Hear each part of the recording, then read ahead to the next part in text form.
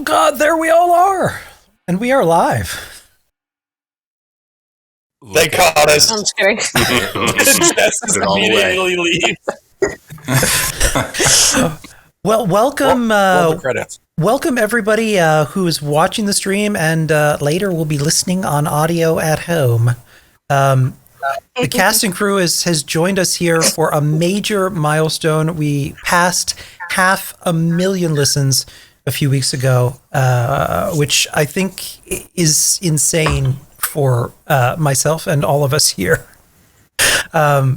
So what I thought would be fun is to bring us all together to have a major cast party tonight, to talk a little bit about stories that weren't made. You get to hear a little bit more about us, some characters that were cut probably for very good reasons that we'll share.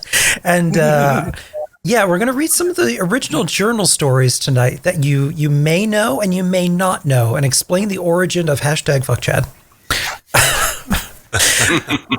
So what we're going to start off with tonight is we're going to go bit by bit. I'll go last and explain a little bit about who we are, the characters we play, and how we got into voice acting and what we do. Going in order here, let's start with to my right, Mr. Fenra Turien with Bernie on backup vocals. Hey, Bernie, good to see you as always. So, my name is Fenwa. So, I guess I have a background in acting, but not like serious or anything. But back in middle school, high school, I was in drama club and really loved being on the stage. But more than that, like the camaraderie, I always enjoyed being part of a team, working on something together. Mixed by Zello X. LSG. Oh, good to see you, Zelix. Oh my gosh. Such a tall man just entered the chat. But I don't know. I have a big background in public speaking in a lot of different capacities through my winding path in my life career. And has meandered quite a bit at the beginning of the pandemic, obviously, for a lot of people. I started streaming with some of my friends at the Atomic Stop, Scullyface and Trizzle Plays, Nuka Skunk and Rad Rux TV. And it was just wild, like getting back into being part of a team, working on a product that was also, trying to have fun. And part of that was me writing these little fake radio commercials for products in the game, things in the Atomic Shop, etc. And I think that's how Kenneth found me on Twitter, because I was just sharing it, and then the rest is podcast history, I guess. And I started streaming music a lot on Twitch, and I always enjoy playing a character, so I started playing a character on Twitch with music, and I started dressing as the Silver Shroud, and did my best interpretation of that character, but I'm no Wes, that's for sure. Yeah, but Wes kind of loved that when you did it for him. He enjoyed that. That was the craziest moment, getting to meet him last year for the Wasteland Squares, and we did that improv Shrouds scene, and I was just like the fanboy in me exploded all over these walls. Like, I couldn't. That sounded strange. Yeah. I mean, excitement, like, we understood. Let's get this party started. Wes, you handsome devil. But yeah, so, and now I've been doing voice acting with the Chad podcast and other machinimas and podcasts. It's been a lot of fun to get back into building stories and worlds with other people. And I don't know, I love being part of the cast. Thanks for having me. We're glad to have you. And to Fenwa's credit, he's really, really taken off. If you check his Twitter, most recently he was interviewed by Lady Devon, Bethesda community manager, to talk a little bit about what he does. So you should definitely check that out. It's actually a video interview, which is one of the first ones that they've done. That was a lot of fun. That was wild. That was.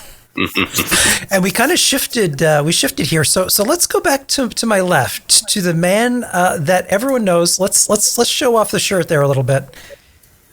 It is King Chad himself, Alex. Flex.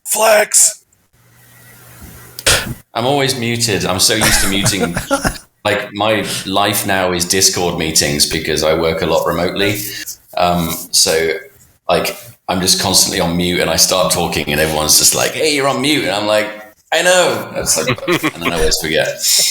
Yeah, no, it's nice to be here. I don't get to join in with the live stuff much because it gets quite late for me here, because when I moved from England over to Austria, then I advanced an extra hour ahead of everybody else, which is it's pretty tiring. So it's just gone 10 o'clock at night here.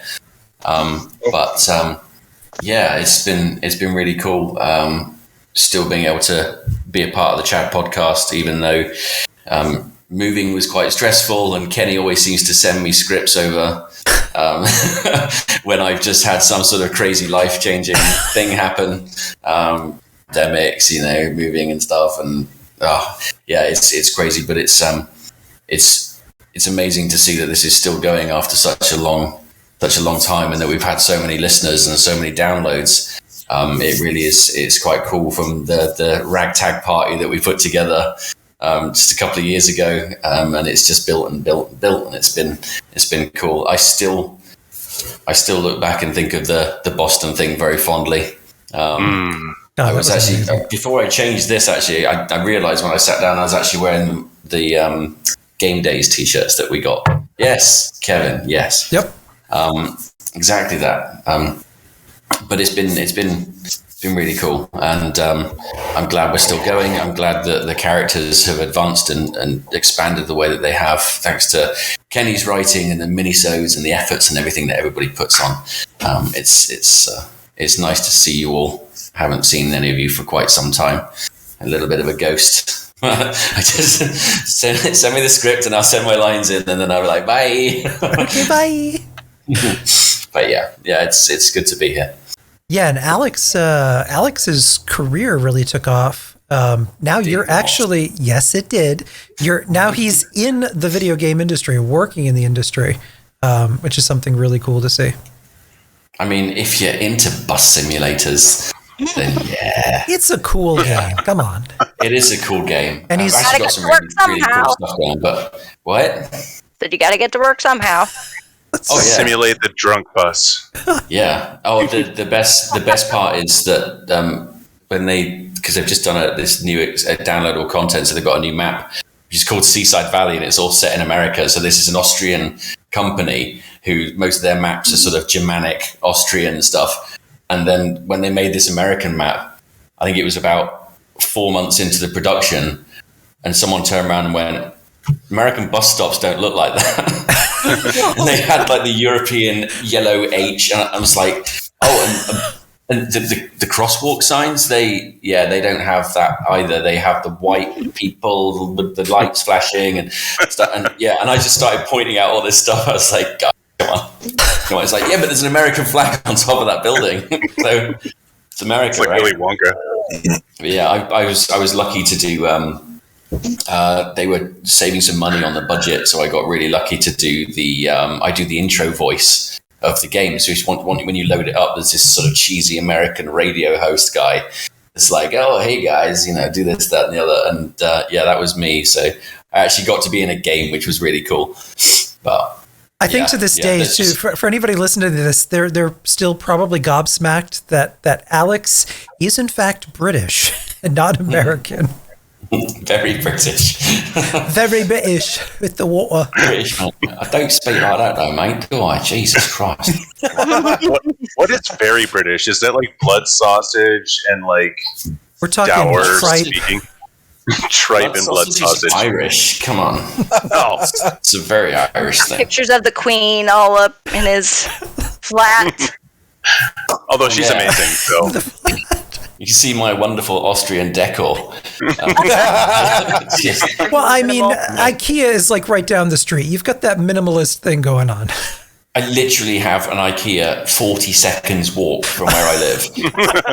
But also, that's not a. But also, if I walk down the road, so I live in the city, but like on the edge of the city, so not like outlying town, but I live on the edge of the city, and the edge of the city is really rural.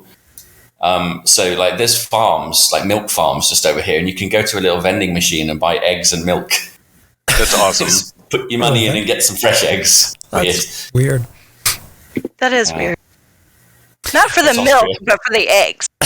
Well, I mean, my first thought was like, when they fall off the little shelf. They just shoot out at you. You have to catch them in a basket. But there's this little mechanical tray that goes like that, and then it pushes the eggs onto it, and then it brings it back down. What does it do? What's that? You've got something that does that, Kenny. I do. It's a Hey, mailbox. just more people. So, Meeks is here. Let's cut back to the right. Top over here is Ray. Ray from the Fallout 5.0. Yes. Hello, I'm Ray, and I am a Leo.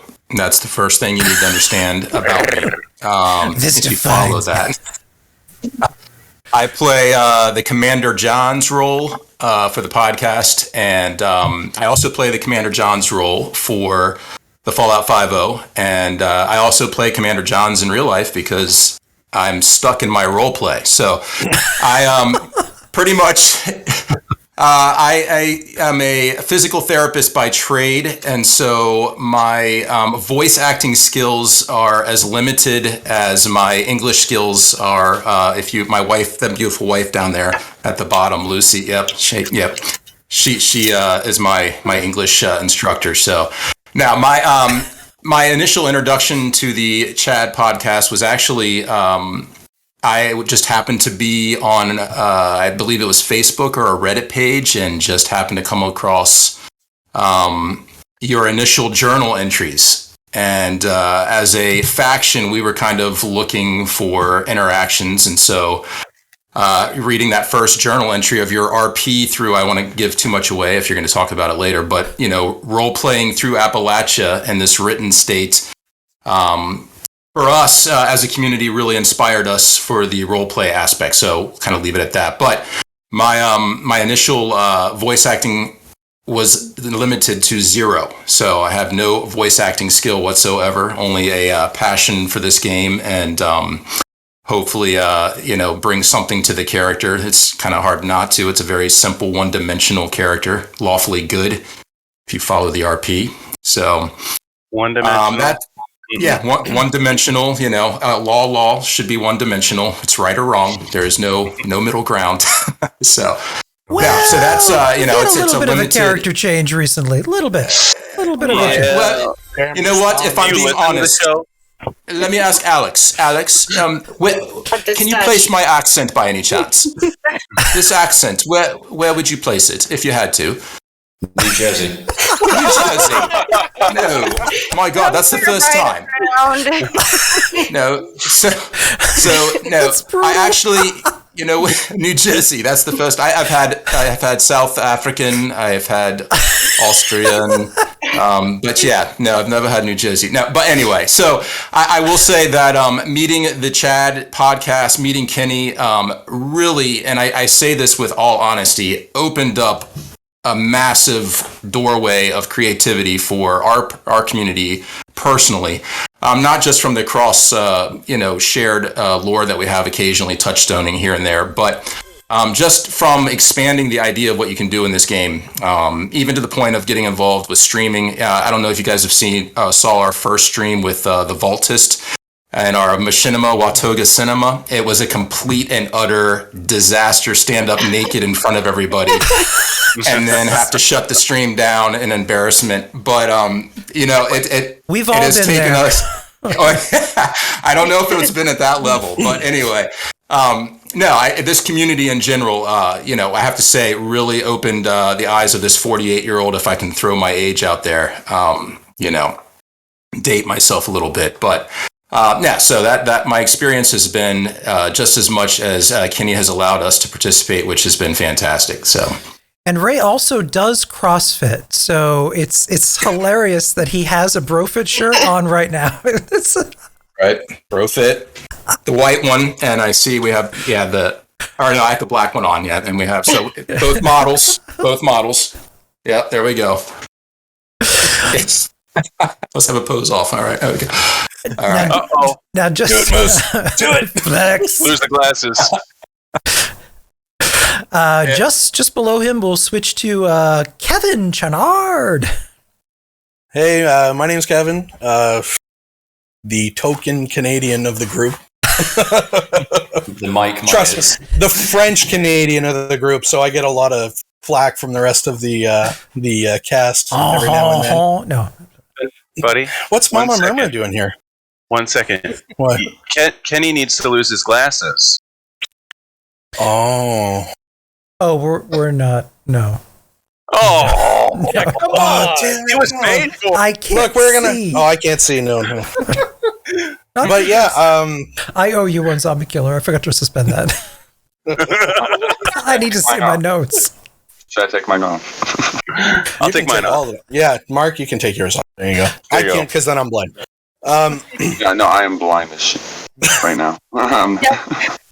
But I've basically been playing Fallout since I was a little kid, and it's one of my absolute favorite game franchises. I started off in the old school Fallout 2 series back when it was vastly different looking.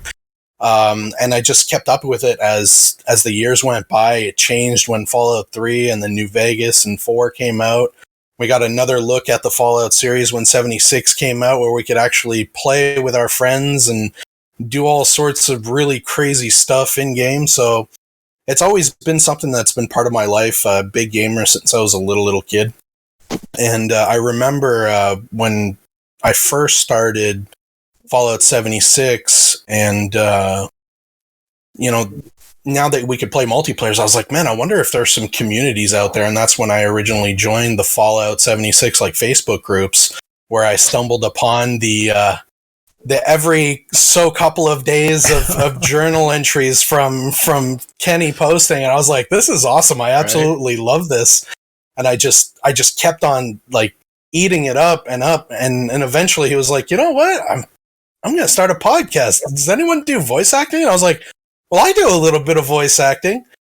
And from an early age, when I was in high school, I used to do some drama classes, and we actually used to have voice booths, because the way that it was set up is half of it was the drama, and then when the drama students weren't there, the other half of the setup was for the music students. So we had the booths already there. So I would jump into the booths and I would just start cracking up and doing all sorts of weird voices, and that's pretty much how it started for me. Awesome. It's been an absolute journey from the very beginning, from when we started. We were maybe 12, 15 voices at the very start, and then it just kept on adding on, and it became this whole universe within itself.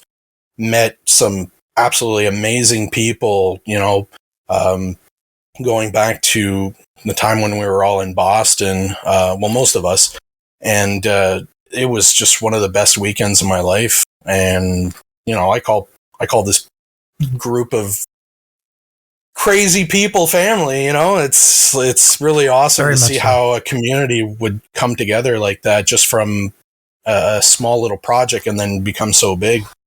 Don't cry, bro. Here. No, I'm starting. You get a little choked up on the mic. Oh, men cry too. But yeah, no, it's been an amazing trip, and I can't wait to see what's going to be for the next seasons. We got some amazing stuff planned out.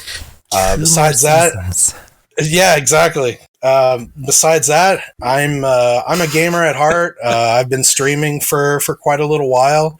I do not just this podcast. I do a lot of different voices on other podcasts as well. I do projects. I've done a voice for Ray as well on the Fallout 5.0. So yeah, it's just a ton of fun, and I'm really looking forward to everything else. But if you're into streaming and that, Osiris DeVirus on Twitch, hit me up. My character never came back into the 5.0. I don't know what happened to him. Yeah. That's not true. He is still there, but Is he though? Is he though? I thought he formed down a lift shaft or something, you know. Well, I think that to echo what I forgot who was that said it. Every time you get into a project, Kenny comes along and he drops these massive events in your lap. So that's what's happened. So the trial of the warlord and all the other stuff has been put on hold many times, but thankfully to Ken, because it's always been for amazing opportunities. So yeah, now we're full steam ahead for Fallout for Hope. So it's yet another. Yes, Fallout for Hope. Yeah, and also to Kevin's credit, Kevin joined the cast. Yes, the cast. He joined this class today to play a character that never saw the light of day, and we'll explain what happened there. But we've been giving him several interesting characters. Most recently, his Mama Murmurmurg with the Darth Vader voice. I got so many messages from fans saying that they were practically driving off the road laughing at that. Kenny, just a little insight on that. The way that he pitched it to me, it was like, just take a toilet paper tube and yell into it. I actually did that, and I did it with several things. I took glasses, I took toilet paper rolls, a bunch of stuff, and I just went with the one that I liked the most, and it was just hilarious. So what did you use, finally? What was it that worked? I used... Cock ring. Nope. I used this little thing right here, actually. Now see, that's on brand. That's not little. That's on brand. No, it's actually pretty big. No, you're right. Yeah. People listening at home are like, what the hell are they showing right now? You're welcome.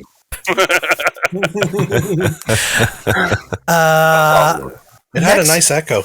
Next up is Clint. Moose.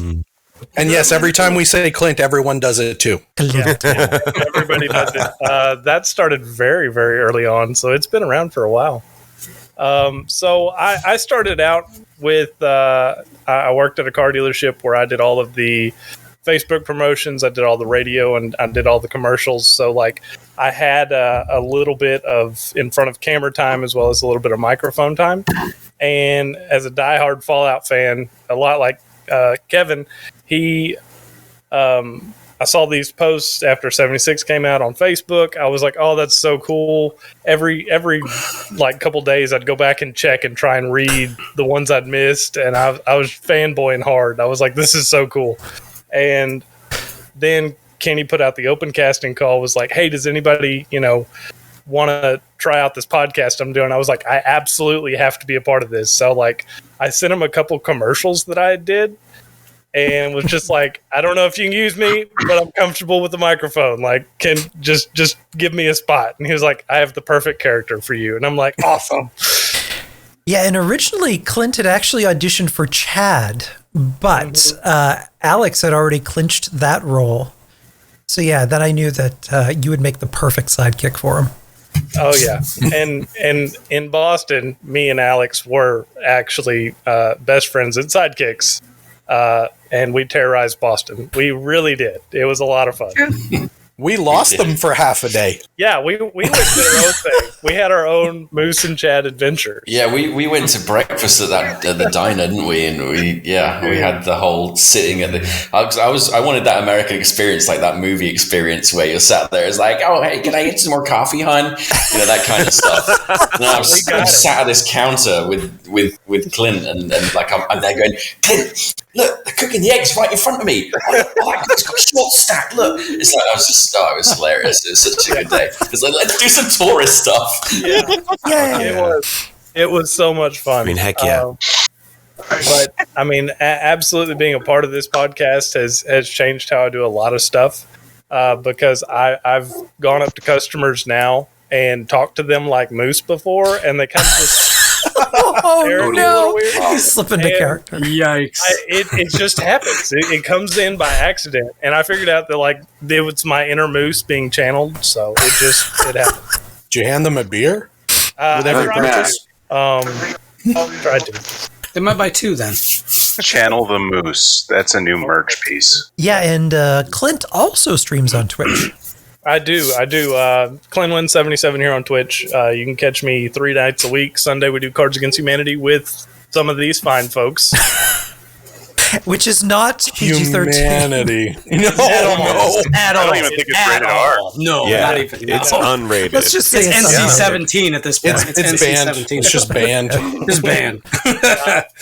The other night, because I had it just the audio version going to TikTok, and I got banned on TikTok in like 30 minutes. So it is not for kiddies, folks. Now that I'm thinking about it, Clint, you still need to send Kenny the clip of us making fun of him. I did. We didn't make fun of him.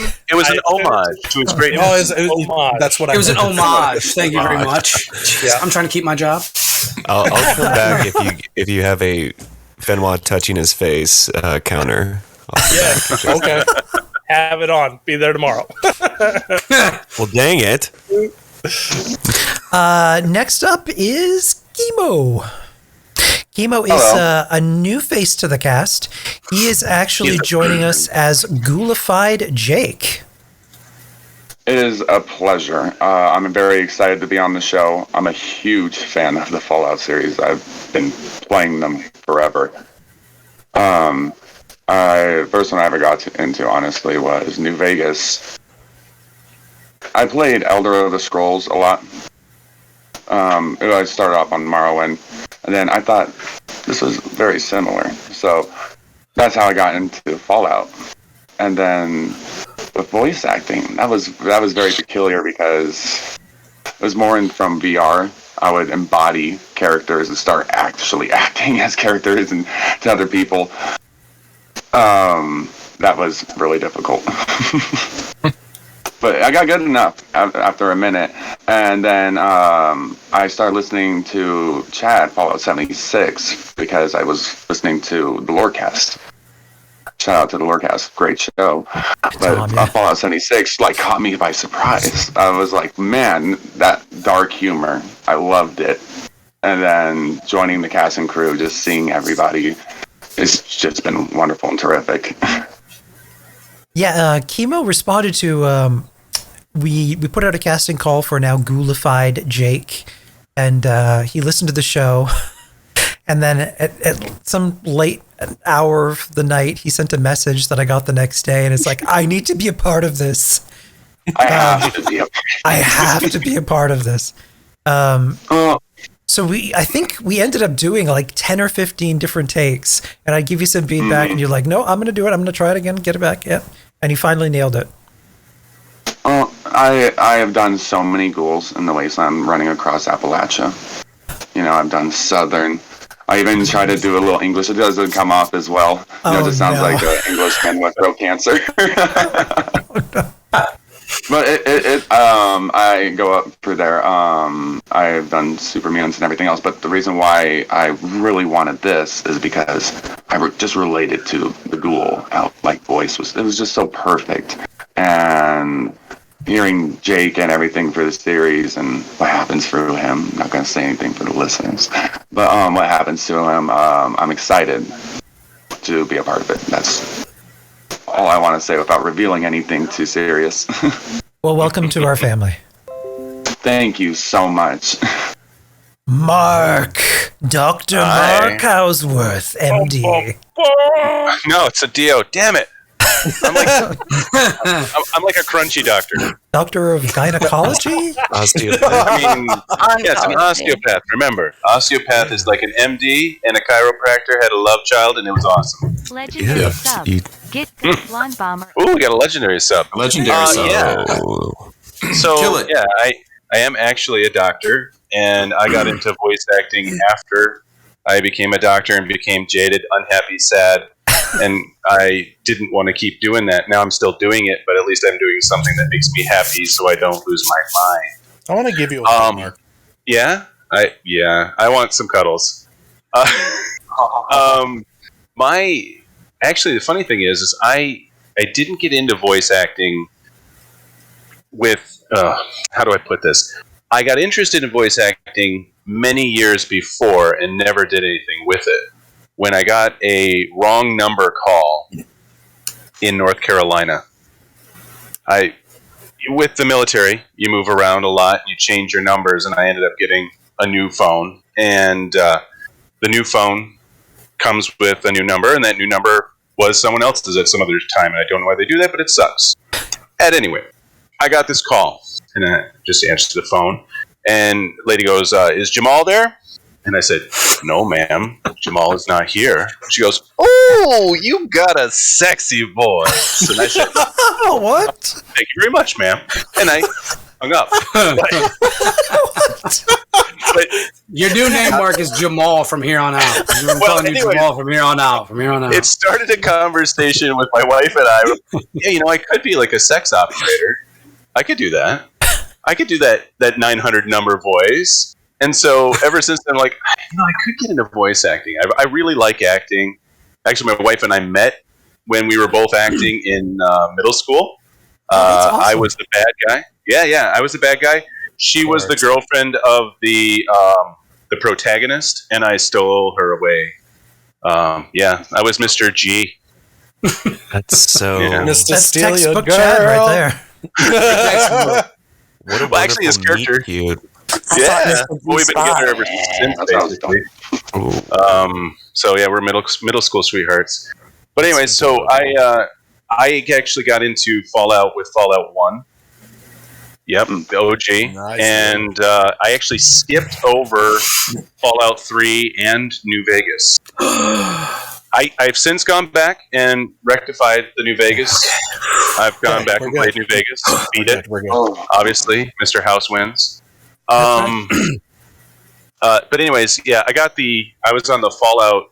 I actually don't even know how I got on the Fallout Facebook. I don't really know how I did it. Maybe it just randomly showed up. But Kenny put out an all call for voice acting, and I happen to have a Blue Yeti mic, and I like, screw it. I'm just going to do this because I need something. So I did, and I tried out for a part that also has not shown up. But since then, I have whored myself out to every part that I possibly can either steal and or just put myself into. Yeah. I do lots of them. Mark is the hussy of our voices. He so is. He is straight up. Mark is our Swiss Army knife. If I last minute forgot to assign a role, which happens more than you'd think, I'm like, Mark, can you record this in like an hour? You're like, okay. We need a Russian 60-year-old woman that's got lung cancer. I need a Russian robotic robot with a list. A day. And eats cheese every morning for breakfast. Mark, can you fill that all me. In? Yes. So, and actually, I keep doing the Swiss Army thing because I really like Bitford. They're really fun. You get to just try something new. I actually, I have a couple parts. Is it a couple parts? It might be a part or two in the 5.0. Actually, that was funny. One of my funniest experiences, one of those experiences you don't normally get, is I got contacted like, "Hey, can you do this part that you did for us a while back?" I'm like, "I think you might have the wrong person. I don't remember that part literally at all." So Mark's like, "Rules? I don't know. I've been so many." Well, it's how it feels. He's like Kirk Lazarus from Tropic Thunder. He just doesn't know what he is anymore. Well, don't worry, I screen captured where he was in there. I was like, right here. That's you. I got it in the message. I'm like, okay, I'm gonna look, and I'm like, and I'm watching. I'm going. I'm expecting to hear Kevin. This is what I was doing. I was like, I'm waiting for Kevin. No, it was me. I'm like, oh, I did do that. And then I do some work for the Uranium Fever guys and Omega, and then I've got a part in the Frontier mod for Fallout New Vegas. Lots of controversy around that, but it's gotten better now, less controversial. It's a good mod. Try it. Yeah, I played 2 characters in that mod, and then I play actually. One character is actually a pretty big part. It's the last Pathfinder, so that's kind of neat. Sorry. And then I also play in. It's a mod coming up called. Oh shit! Something. Hey, it's a memorable title. Name. We're here for the next 5 hours on Mark. Fallout. You can find that at Nexus Mods under Fallout. Oh shit! Where Mark is no longer showcasing the role. Anyways, I got another mod for Fallout 4 that I'm in, and then I also am in the new game coming out in 2022 called Spiral. Shit. Yeah, I played a father role in that. It's really cool. It's a game about basically mental degradation. It's dementia. It's kind of down, but it's a good one. And then I have one audiobook out by G.A. Franks called Jake and the Nefarious Glub. Mm-hmm. And I've got 2 more of his books I'm working on, Maelstrom and Derecho.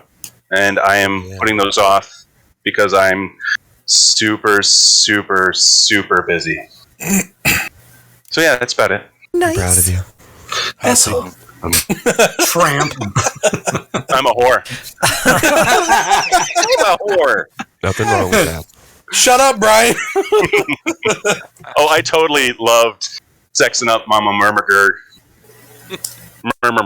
I had to stop Slick Willy has become listening. I had to stop listening because I was having like stomach cramps from like crying and laughing. Because I was imagining it in my head, and I was like, "Please, no! This image can't stay in my head." But he talks about peeling her out of the outfit like an onion, like a natural. Oh man! Next up, Miss Jessica Dickey. Hello. I am Jessica, better known as Other Jessica, or no, that's not true. Or to Kevin, one half of Jessica Sandwich. In real life, I'm an EMT. Props. And I've worked a lot of jobs doing that. I hadn't really aspired to be a voice actress, but Mary got a part, the overseer got a part in this podcast that I'd heard the journals of, and I loved it, so I couldn't really think of what to do to try out, so I played the ukulele, and happened to, my audition reel was me stumbling upon a ukulele in the Wasteland and tuning it, and I started strumming the tune to Country Road. So that was my audition, and originally didn't have a part in the podcast, but it just so happened that, Marianne Belts, I had that part, but I didn't have a regular part. It was just kind of a one-off, I think, for a minute there. But I guess Kenny had an emergency one day, and the person that was slated to play Patsy couldn't. And he said, "Hey, can you record this for me real quick?" And I thought I was just like going to be Patsy for that episode. I really didn't think I was going to take her over. I thought the other person was going to, fix whatever was wrong. And then, but no, I ended up with Patsy, and I love Patsy, and Marianne and Brian kind of hit it off a little bit. So, so I got to continue to play my ukulele a little bit, and got to have a couple of love interests. I think 3 of you so far in this particular video chat. Jessica's become a Swiss Army of another kind, I guess. The only one. Wait, Pats, you've had sex with somebody else? I was with Chad for a long time, ding dong. No. Yeah, it's not something you forget about, bro. Okay, man, okay. I've only gotten to mid-base, so. I don't know. I've walked up on you a couple of times in a car. I know that. What the fuck is mid-base? Just saying. This is crazy, even.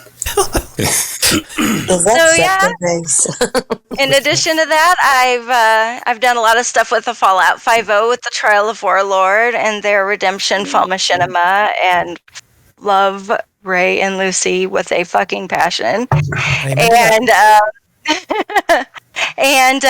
I am recently doing some stuff with Vaultist and Rifle Gaming and Bloodied Mess. We're working on a Mistress of Mystery Machinima that is now, we're at the part 5, but we're actually going to turn the whole thing into a movie instead of just doing the 5th part. So and if anyone here hasn't seen those, they're so good. You really, they've done an excellent job. Thank you for the bits. __ repeared X10. So other than that, recently got to do a live Shakespearean play in game, Macbeth, with Ray and Lucy, and who, I'm so sorry. Theater company. The theater. Thank you very much, theater Ray. company, yeah. Thank you. So Thank good. you. Yep. I love what they're doing. Really hope to do They're stuff awesome. like that more. Yeah, It's they're really, great. it was one of a kind thing. It was so cool. But no, just working and playing and trying to do as much voice acting as I can, and love. I think, Finn, I have to give you a shout out really quick. I was watching your interview, and I think my favorite part of that interview was when you said that one of your favorite things is to be a fan of the fans. And so I think that's the best way to describe what we all do for each other. Very much so. Yeah. Miss Lucy. Blue-eyed. I'm Lucy. I'm with the Fallout 5.0, and I play on the podcast Lieutenant Corey Anders, who's obviously the love interest of Commander Johns. Still yet to tie the knot, however many bazillion years later. Keeping distance, you know. And I also things to do. Well, I mean, sure, okay, like drink your whiskey. I know.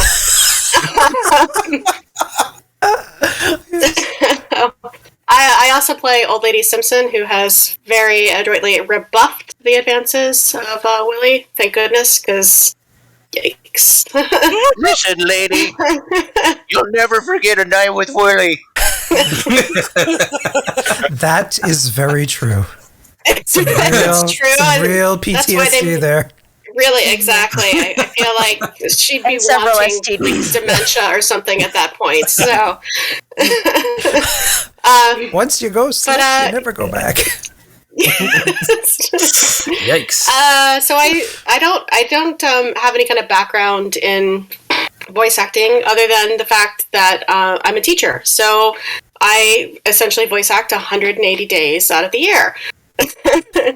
In terms of, I always said that in education, 80% of the job is entertainer. Yeah. So you're definitely. That is what I do professionally. I've always been interested in theater and drama and just kind of and writing as well. So aside from the voice acting that I do a ton of writing. For the 5.0, I am the primary script writer. So all the machinima that you see predominantly comes kind of from this very worn out MacBook in front of me. Where the keys, I think I know the letters. So that's kind of just my kind of connection. And I didn't get involved with the Chad podcast until Ray actually got involved when he first did the movie guy intro, actually, for Kenny for, I think, one of the first ones. First trailer. All about that. Yeah, right. And so it was really the first time I kind of dug into it. It was like, oh, that's interesting. And then when you approached us, Kenny, about, hey, would you guys be interested in this? Well, I was definitely like, oh, sure, why not? And, then I guess the rest is history. It's lore. It's definitely lore. I don't know. There's not a whole lot of interesting things about me. She's a damn good writer, and that's all you need to know. Yeah. A damn good writer. Mm-hmm. Yes, she is. Thank you. I appreciate that. Yeah, and then I role play actually in the game. So if you actually come across me on the PlayStation, you will actually hear me in the game, typically in character as one of many different voices, our characters. That's kind of my connection to all things. That and the writing, which I really enjoy, and I'm so grateful. Whenever I reach out to any one of you, and I'm like, last minute, hey, would you be interested? Or to Mark, hey, can you reprise this role again? Even though you apparently have forgotten it. Meaningful. So many fans.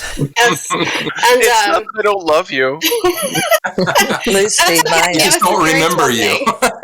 Lucy, my favorite role of yours is Scrapple. Scrapple? Yeah. She had a great voice.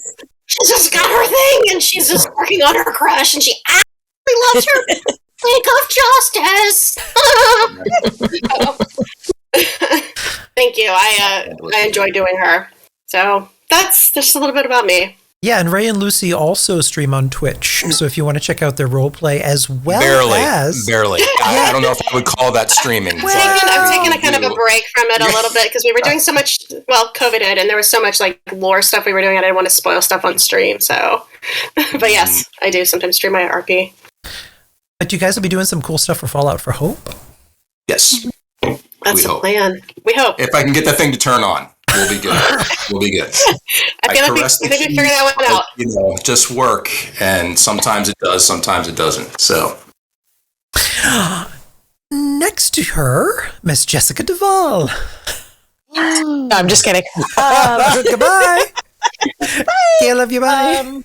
That's me. He said my name. It's Jessica Duvall, and the first time ever I saw Kenny's work was when he was doing the write-outs on a Fallout page, and I absolutely was floored. I loved it so much, just the way you were able to bring the game to life in your writing. And when I saw that you were auditioning, at first I was like, no, but then I pushed it over to someone else who's actually in this room too. I was like, hey, Alex, you should do this. And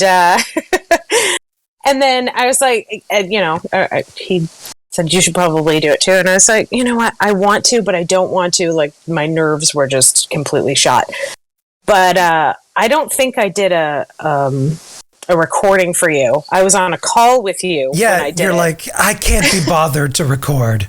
I know, it wasn't even that. I didn't know how. I had never done it before. This is my very first time doing voice acting. Yeah, so we hopped on a voice call together.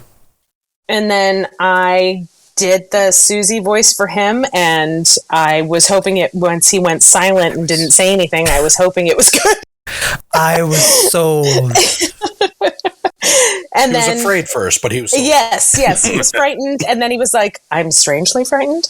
And so I have just been, I've done a couple of things here and there, very small things, but I've mainly just been sticking with what Kenny's doing, only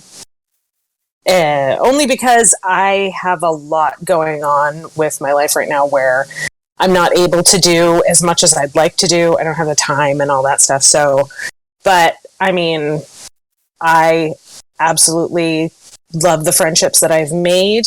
You can see me all the time on Clint Stream. If occasionally I cannot make it due to home circumstances because of my son, I'm more than likely on Sunday or even voicing sometimes on Clint Stream. I'm like I'll do the hussy of Clint Stream. You're my co-star. Don't degrade yourself. You're my co-star. Until I'm able to start streaming myself. And Mark's the other hussy. Chopped liver. No, you're not. I love Mark. Tell me I'm pretty. You're so pretty. I love you. Here's a taco. And Susie gets around. You can see her on the Elgato Pub on Twitch. Oh, that you can see her on Tooniversal stream. Yes. Susie has become an incredibly popular character in the community. Like Mark is the voice hussy. I'm the stream hussy. We're both hussies. Yes, we're both hussies. But yeah, I mean, I've had an incredible time doing what I'm doing, and I appreciate that Kenny has also let me branch out other than Susie and Ella. So yeah. That dust wish stuff. Thanks. That dust wish. Thanks. Yeah. But can we talk about her most famous role in Fisto? I'm gonna kill you. Yes, that is the best. That is the all-time best. I'm so glad. I know there's somebody who probably has that fucking clip, but Clip.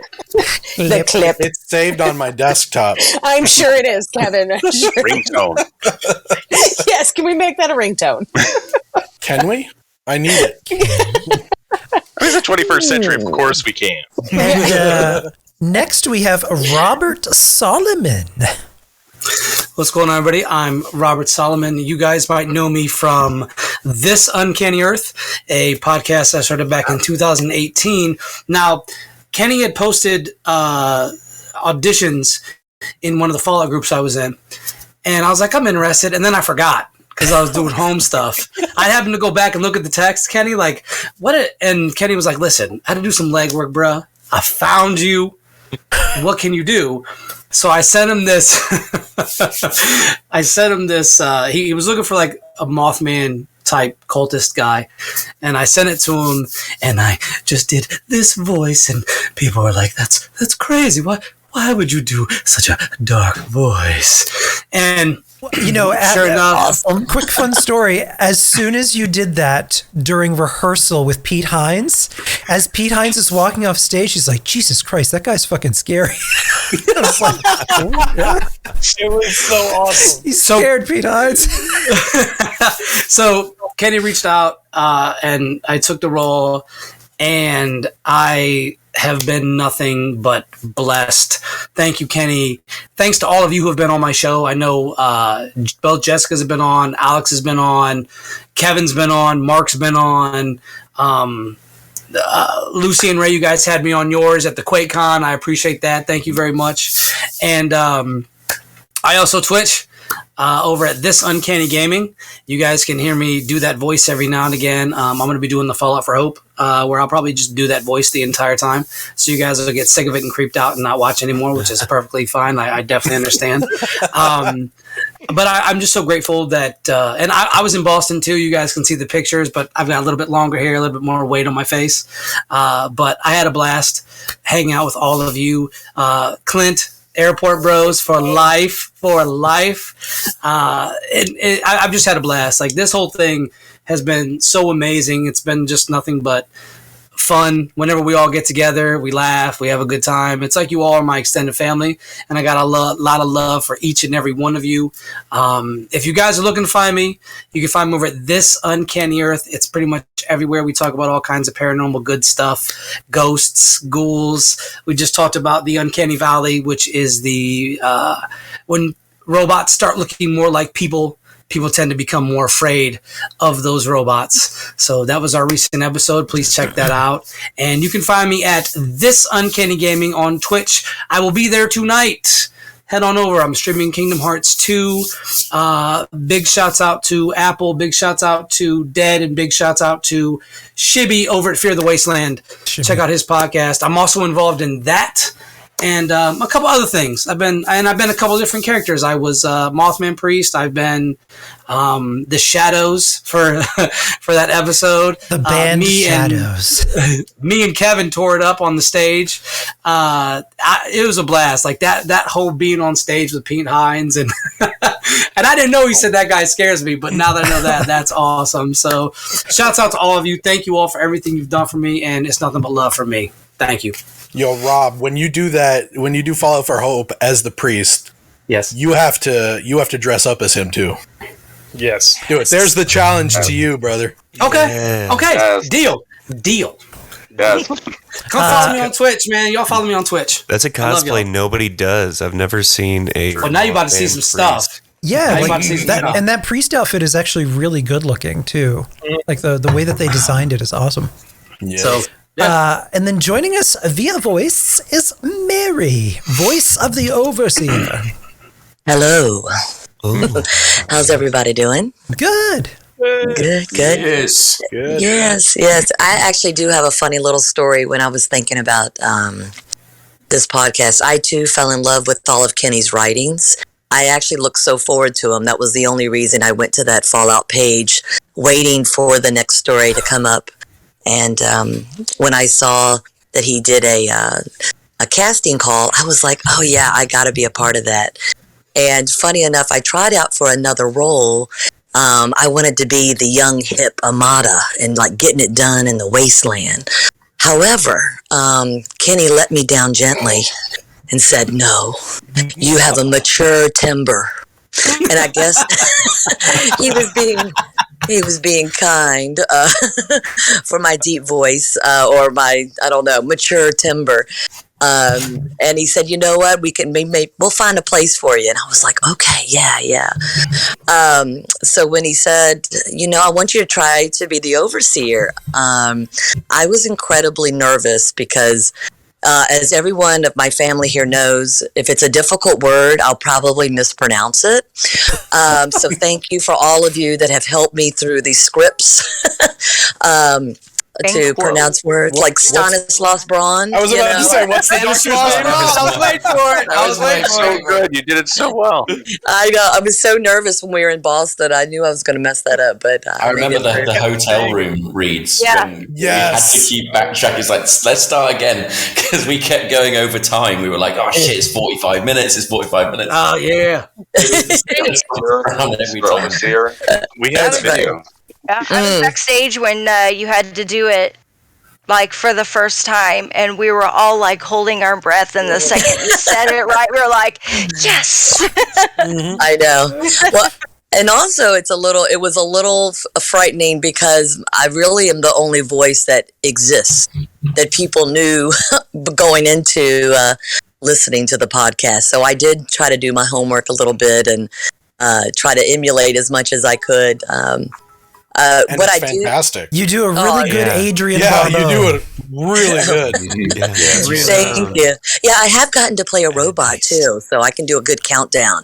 5, 4. If you need a countdown. There was something else. I also wanted to say, whoever's all the people, because I know it's been a labor of love for a lot of people on this call. The writing, I had never imagined when Kenny said, Mary, try the overseer. I guess I could only think of, I'm going to do some flashbacks. I'll talk a little bit about this, whatever.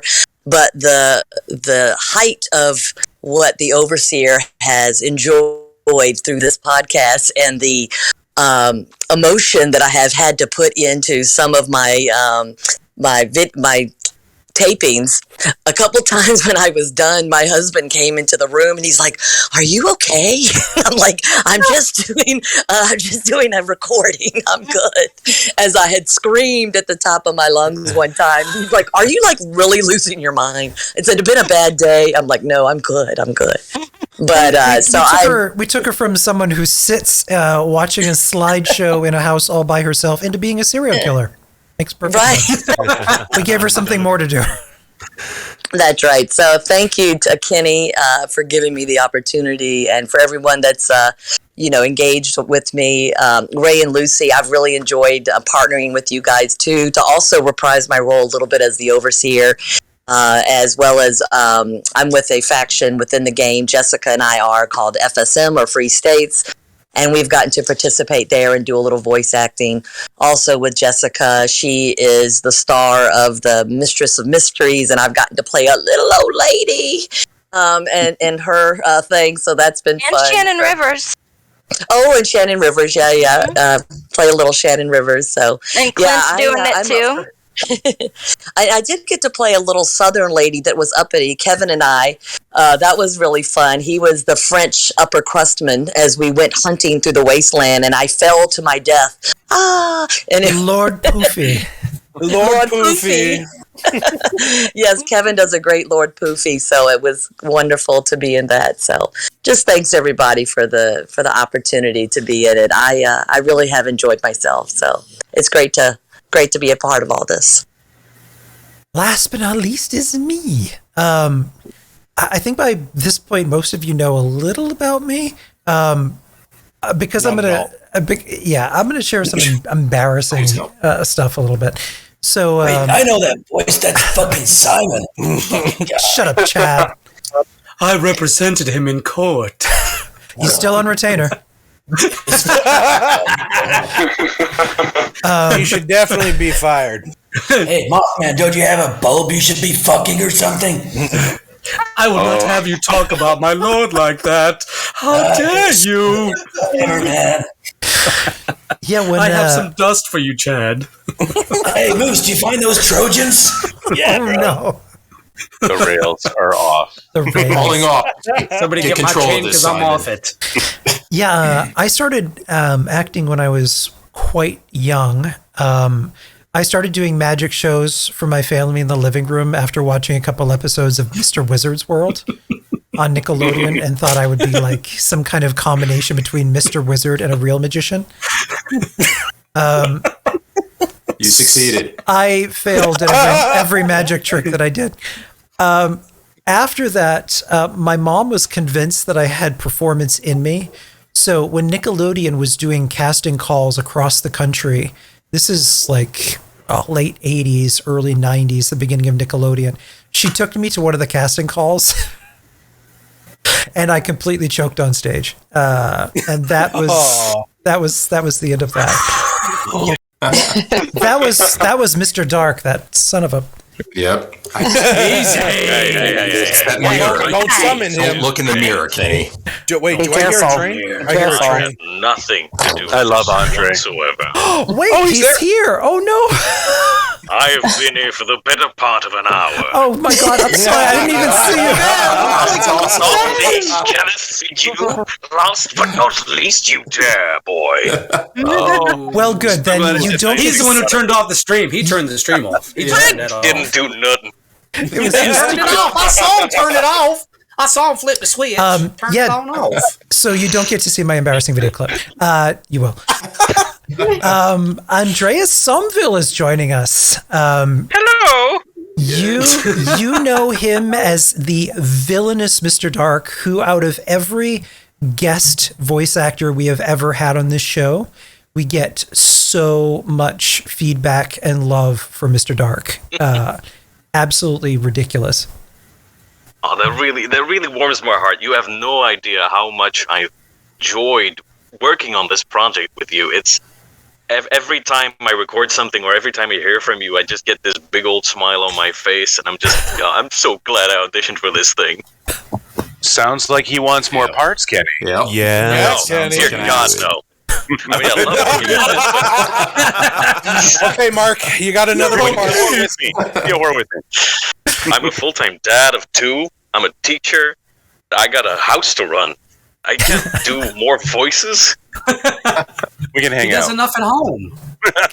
Like we said, when you're most busy, Kenny will come knocking. Just like Always. I always know. I'm not a whore. I It's can't do 10:30 these at night, things. Kenny. Whatever I record, it's like, I'll record it somewhere this week. I think maybe I have an hour, half an hour, somewhere. Maybe. It's somewhere. I recorded this in the basement of a house I broke into. You know, Andre, you've got a game that just came out, right? Yeah, well, it's Encodia.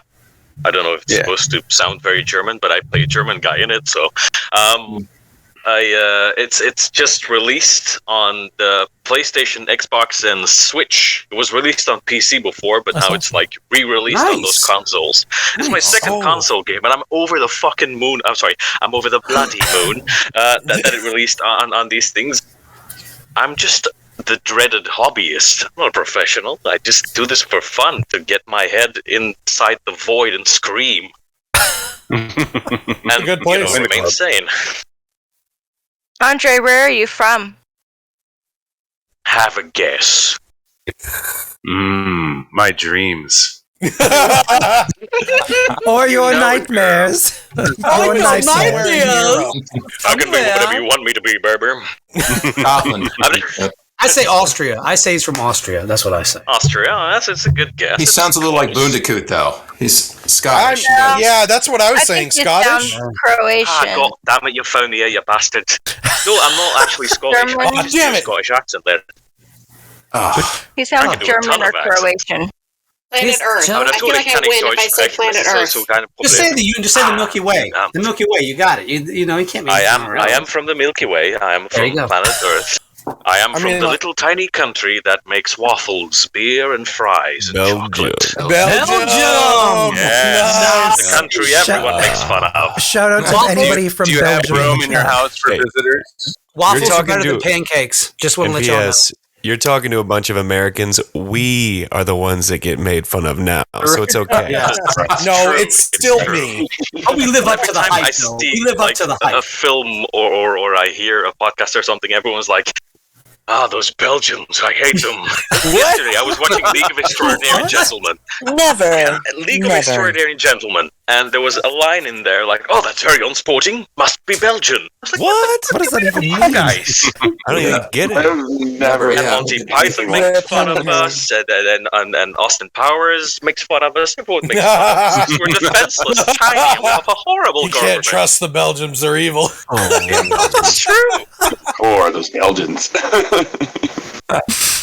It's true. Do you guys need doctors there? I'll move. I mean, you can. We always need good doctors, but you're an American. I was starting to like you. Belgium shoutouts. That was the Belgian That's how we get burn you. right That's there. how we Belgian get you burn. to like we us, know and then you're we rude. stab you. Yeah, we're gonna Then you need stab him.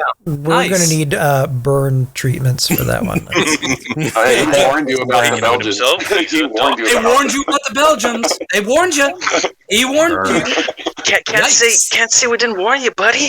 Can't say we didn't warn you, pal. Yeah, Andreas.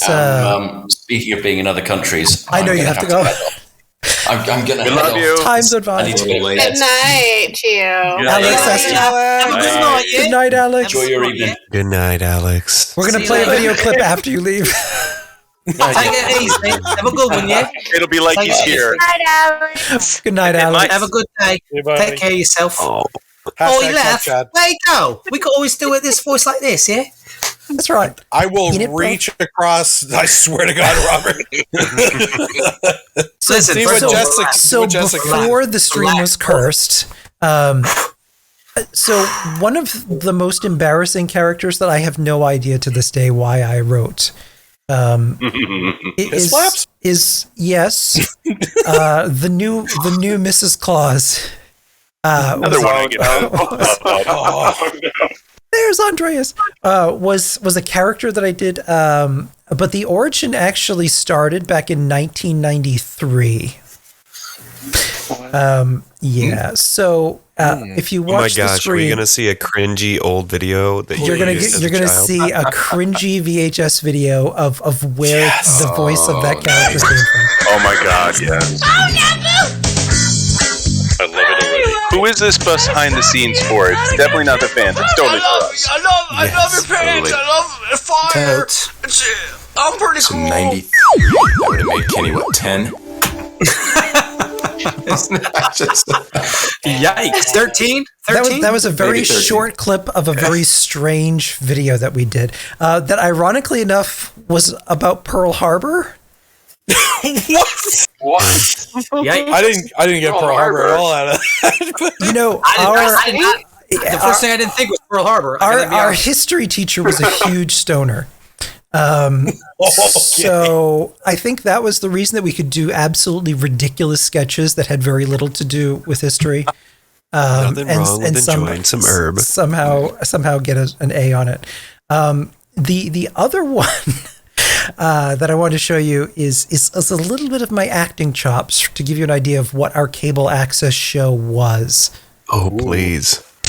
Hey, that's a nice play on words, Kate. My only reference is Wayne's World. I was just thinking the same thing. Right? This is less Wayne's World and more performance art. I'm still trying to wrap my head around Kenny in 1993. Yeah, right? There is? Right? I only know Kenny from like 2019 to 2021. yeah, I'm currently putting a marshmallow fluff sandwich on my face and eating it off my face. Oh, wow. You look like you're inbred. Mark. Talking about, is it? Can y'all? You know what I love? That's an Arkansas. I love when you pull over. Wait, now you're eating it. Kenny, what? So What in the world? I mean, this is very David Lynchian. Like, That's props. You know, it was the 90s. It was a weird time for TV, period. So very much so. That is a fact. true. That is a fact. Those fades are on point. Wait, I have to ask that marshmallow fluff sandwich, was there also peanut butter? Because I really that's the only way you can actually consume It was the indeed marshmallow fluff with the peanut butter. It was indeed a fluffer nutter sandwich, a typical New England fluffer. I still say that's disgusting. Nope, it's delicious. You're wrong. It's so good. It's You're so very wrong. delicious. Kevin, I will reach across this stream. Essence of marshmallow. Yeah, so that's where I began fans. Now, to move some things along, I want to explain a little bit about the origin of the show that even the cast doesn't know. And I had to remind myself when we were going back for this. So around the time that I first... origin stories. Very much an origin story. Going back to the beginning, when I first started playing Fallout 76, in year one, there were no NPCs. So I started playing just by myself. There were robots. There was robots and dead bodies. I was all by myself. And holotapes. I stumbled upon a few people. I met a few people from a Discord, and we started hanging out. Then I ended up meeting Jorian, DJ Zelix. He's weird. And we started playing together, and then from that, I got into a little bit of role playing through a caravan company that we created in a Discord group called the Appalachia Trading Company. Yeah, I had to think of the name for a minute. So we had a whole logo and everything. We'd role play kind of as Crimson Caravan guards. We'd go on these scripted quests, and we'd air them, and it was kind of fun along the way. We'd have random conversations. We'd walk in real time and then build a campsite. That was a lot of fun. But getting into the role play of it, I think it started percolating in my head because I gave up writing now well over 10 years ago after getting a whole slew of rejection letters. And then finally, career and everything else, you kind of got to make a living. So I said, yeah. So independent films that I'd been working on, which I did do. Session 9, I think, is the only decent one out of them that's worth a watch that I worked on with David Caruso from NYPD Blue at the time. Everything else that I worked on is really bad. Like God of Vampires, if you can find it, is really bad. I want a list now.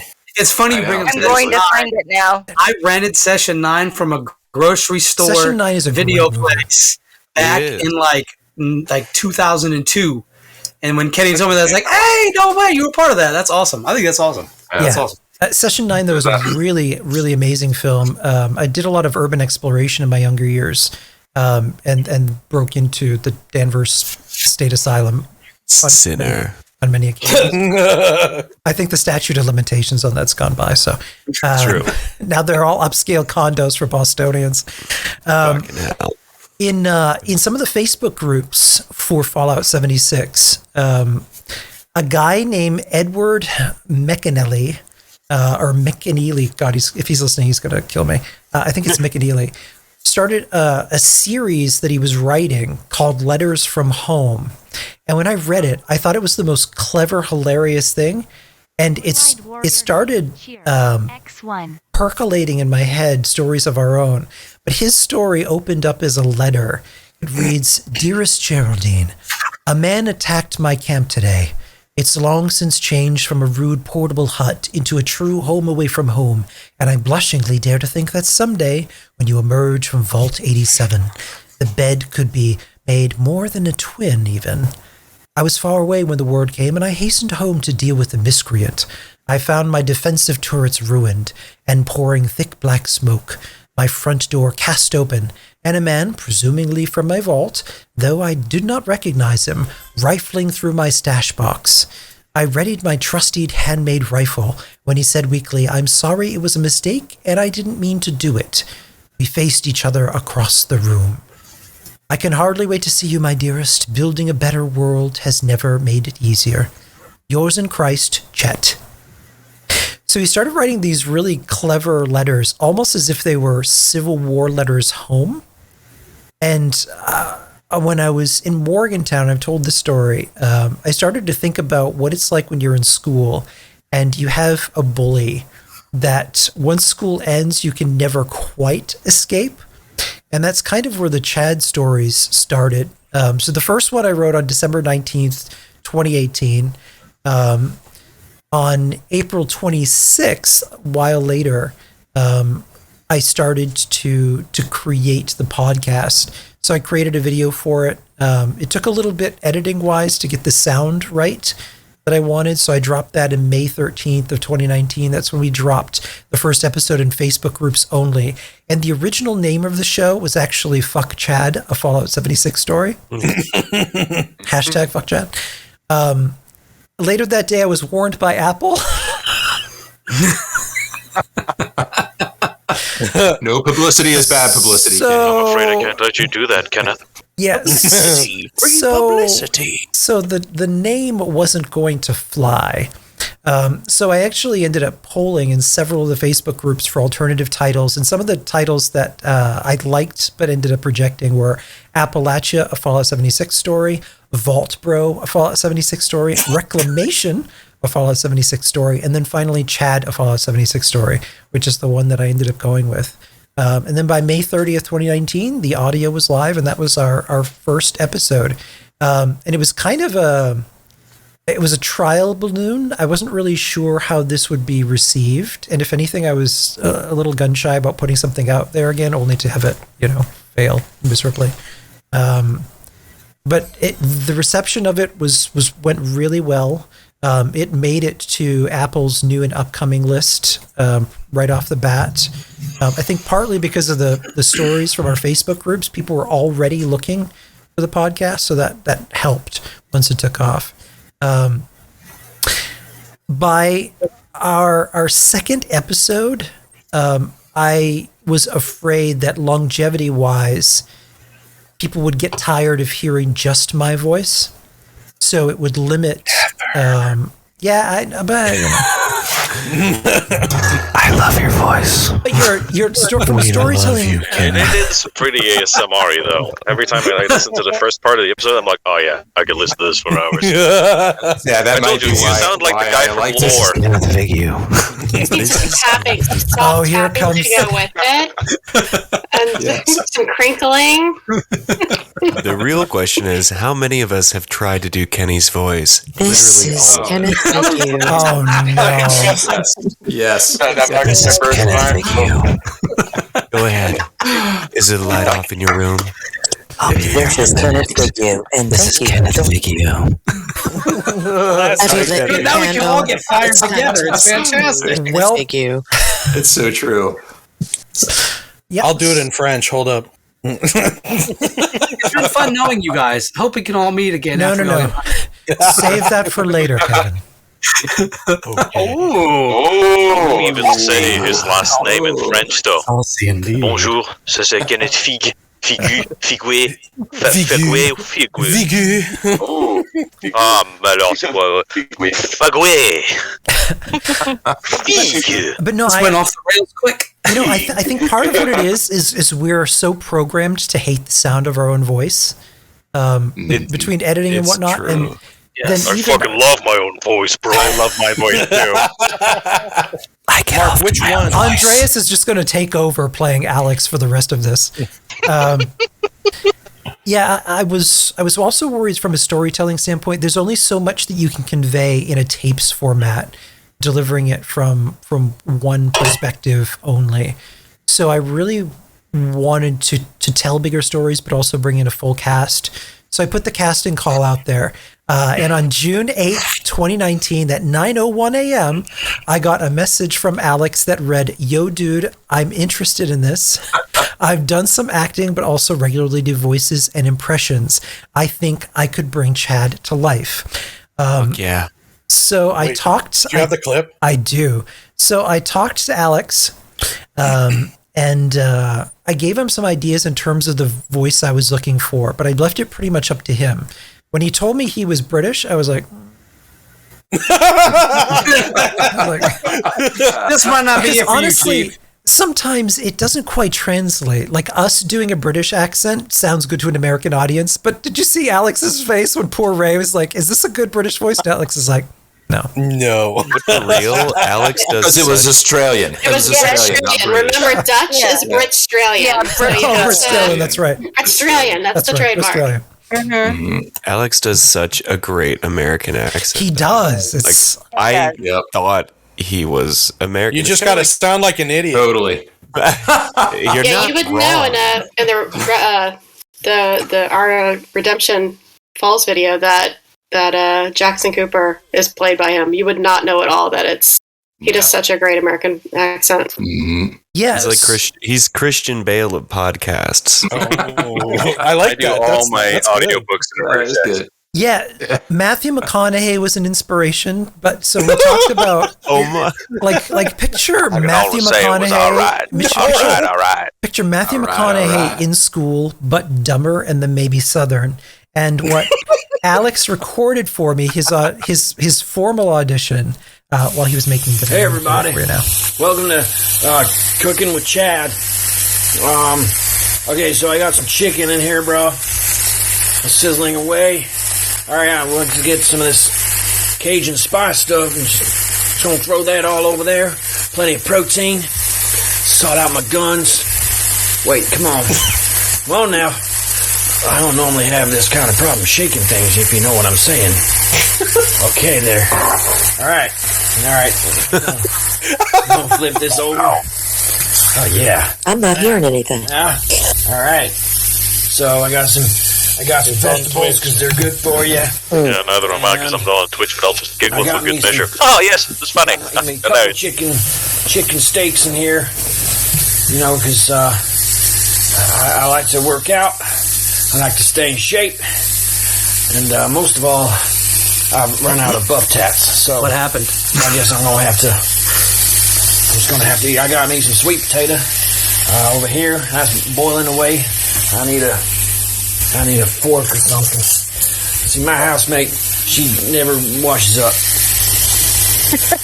Okay. All right. That looks pink on my camera. That's kind of weird. Okay. So, this is cooking away. What you're going to want to do is make sure it's nice and brown. Make sure it's cooked in the middle, bro. She was already just walking us through him making dinner. So make sure that's there. My dog's down there. She's wondering what I'm doing. I'm cooking dinner. Dinner. Yeah. All right. This is great. Okay. Poke these a little bit more. Dinner. Okay, and then you gotta just leave that and come back Give later. a Southern American a camera for the first time. There you go. Yeah. And that was it. So that was Matthew McConaughey with a little bit of a Southern accent. And as he recorded that, sent me that, and I was like, that's it. That's the voice of God. And thus Chad was born. So after he sent me that, he said, I've got someone else for you to talk to. And that's when I was introduced with the lovely Miss Jessica Duvall. The psychopath. Susie was originally named Sally. Watch it. I originally named her Sally, but I was never quite happy with that one. She just seemed more like a Susie, so I ended up changing it. Alex also said, with Chad's voice, he was looking for something clear and strong. Trevor from Grand Theft Auto, some Stifler inappropriateness among others. Yes. And then it was on June 7th, 2019 that Alex introduced me to Jessica and we hopped on our call together.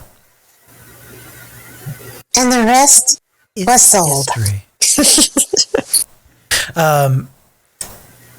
Yeah, and it was actually young Amada and Shannon Rivers who she originally auditioned for. And what she wrote me on. But ironically enough, a few nights before that is when I had a lucid dream kind of nightmare. And the scene with Chad meeting Susie at the lemonade stand was something that came to me in a dream. And Susie just sort of materialized out of that with her talking doll, Ella.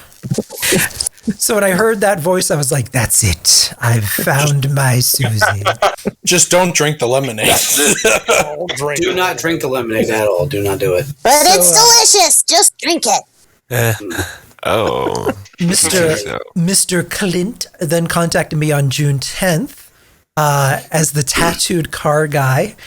Since I had already filled the role of Chad, he auditioned for Moose, and he said, well, I've got a few things recorded. Let me send you what I do. So get ready for a little taste of Clint, the tattooed card guy. Let's go. I was at work, okay? Good morning, everybody. Tattooed car guy coming not to this you one. from my truck. I am headed to work. I am so excited this morning because it is Wednesday, and not everybody knows what that means. Today is Window Tint Wednesday. I love this day. This is probably one of my favorite days of the week because it gives me a chance to give away free window tint. I can't do it all the time. I don't even have the audio on. Today is my special day. If you want free window tint, give me a call, and I will hook you up. It is going to be all day long. You're the hero everybody needs. The best deals in the state right now. You are. Because it is the Jeep Celebration event. So I've got amazing rebates on all my Jeep brand products. So give me a call. 501-206-2256. You can check my inventory out at malverndodge.com. Or you can come see me here at Martin Luther King Boulevard. I will be here all day. I'll actually be there in about 2 minutes. I used to sell a lot of cars, and I'm going to say used to. I offer great customer It's so good, though. It's fantastic. That's so good. Don't call that number. He doesn't work there anymore. I know. Is Clint still there? 502-206-2256. Thank you so much, and God bless. And that was the birth of Moose. That was the birth of Moose. And he's never going anywhere. One last thing that I actually have too is when we were thinking of a character with Jessica Dickey. She said that she could play a ukulele, and I was like, ooh, we could use some more musicians on the ukulele. So right now, the other day, I was walking through an old abandoned house when this happened.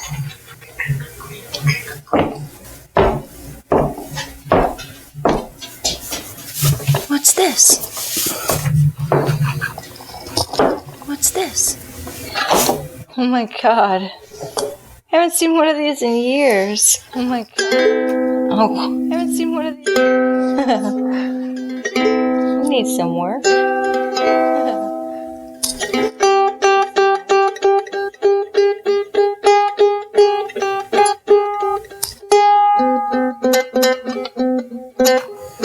I spent an abnormally long time tuning the uke in this audition.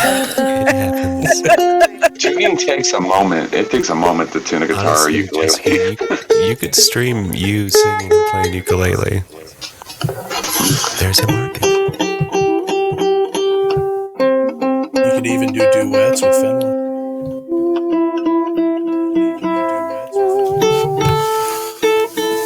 We did a duet. Is it a lot of time tuning this ukulele?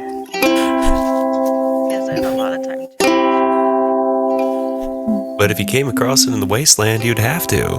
You'd have to. Yes, some of the songs that we've had on the show with the ukulele have been super memorable. The Slick Willie theme song is honestly one of my favorites. Yes. Yes. I had somebody tell me the other day that my version of Jingle Jangle Jingle was stuck in their head all day. Oh, no. Nice. Nice. See if I can remember Just for a mom to piss when I sing around my house and shit. I got spurs that change. Now it's in my head. Now it's in my head too. Thanks, Clint. Damn you, man. Because they got spurs. Jingle, jingle, jingle. So that's some of the backstory here. So now let's. There it is. There it is. Hey.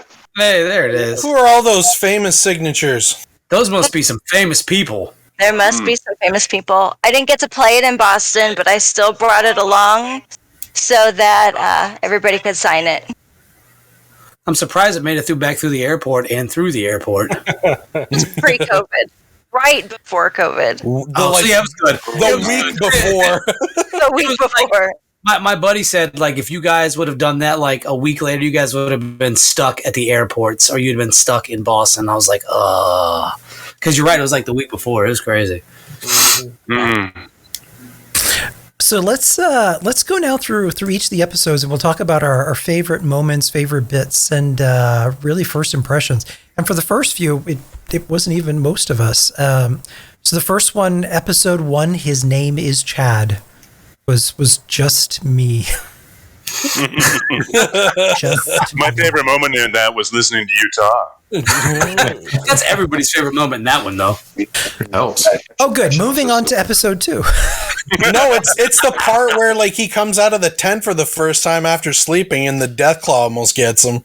Oh my god! Even in the game, you see the tent and everything there. It's beautiful. And it's also the audio quality. I mean, I was very late to the game, if I'm being honest, and the podcast was first pitched to me. Well, Trizzle Plays and Scullyface. Trizzle Plays is like everybody's biggest hype woman, and she was always sharing it. That's so true. And so true. It's so true. And I listened to the first one maybe like 3 months or so before you got in contact with me, and it was just the audio quality of it. I wasn't expecting. Like, I wasn't expecting to really be immersed right away, and it sounds exactly what you intended it to sound like. So it grips you right away. And if you're listening to it in game, you're just like, okay, I can turn the radio off for the day and just listen to this. And I don't know, but it hooks you. It hooks you right away. All right. Yep. Okay. Continue. Sorry. Okay. Fanboy out. And a lot of that came from a lot of the classic old school golden age of radio stories that I used to listen to on vinyl. But I wanted to make it so that if you're listening to it on headphones, which is what I edited it on, you get that feeling of immersion with directional audio sounds and cues coming from around you. So I want to really try and put people like they're there in the space. Episode 2, Who Doesn't Love Some Pie? That is my favorite skit. Oh my god. So good. Yep. Let's hear it. I love the little like not infomercials, but the commercials.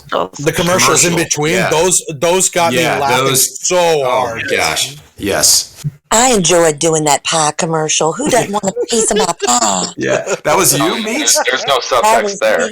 That was in God, the second one. The first one was actually... One was Ariel. Yep, Ariel and Cody doing the first version of that. Yeah, those daddy my cakes. mommy. Yeah, it was... I've always found the stiffness of the 1950s, so to speak... Excuse me? hilarious. In terms of how everything was so very straight-laced and almost virginal. So to take these posh sounding like, oh, here we go, this is very exciting kind of voices, and pair it with heavy innuendo, I always find incredibly funny. So anytime we do those, I really enjoy them. He likes your buff tits. Buff tits? Oh, I'm kind of in a tight spot. I actually have to go. I'm so sorry, guys. That's okay, bud. It was a pleasure, and I had this. This was great. Fantastic. Kimo. Thank you for Hi, joining. Welcome to the team again, by the way. Thank you all. Yes, thank you. Welcome to the family. Good night. The crazy family. Also, on that super cheery note, I have to leave as well. It's Yes. like nearly 12 o'clock I here know, in my time tiny zones country. wise. It was a pleasure getting to hear you. Yeah. It's an Yes. absolute delight seeing you guys Now- interact with each other. It's a family. I love that. Can you please say goodbye to all of us, condemning us to a dark place in the voice of Mr. Dark? Yes. Of course I can do that. Well, it has been an absolute disaster meeting all of you, you drab little human husks. I fear nothing good will ever come out of your lives, except if I feed off your essence for a bit, but even then I won't leave satisfied. Yes. I fucking love that character. Yes. You enjoyed that? Oh. Yes. Bravo. And we're done. Good night, Andreas. Thank I'll you for see you all joining us. next time. Yes. Probably like next Halloween, I guess.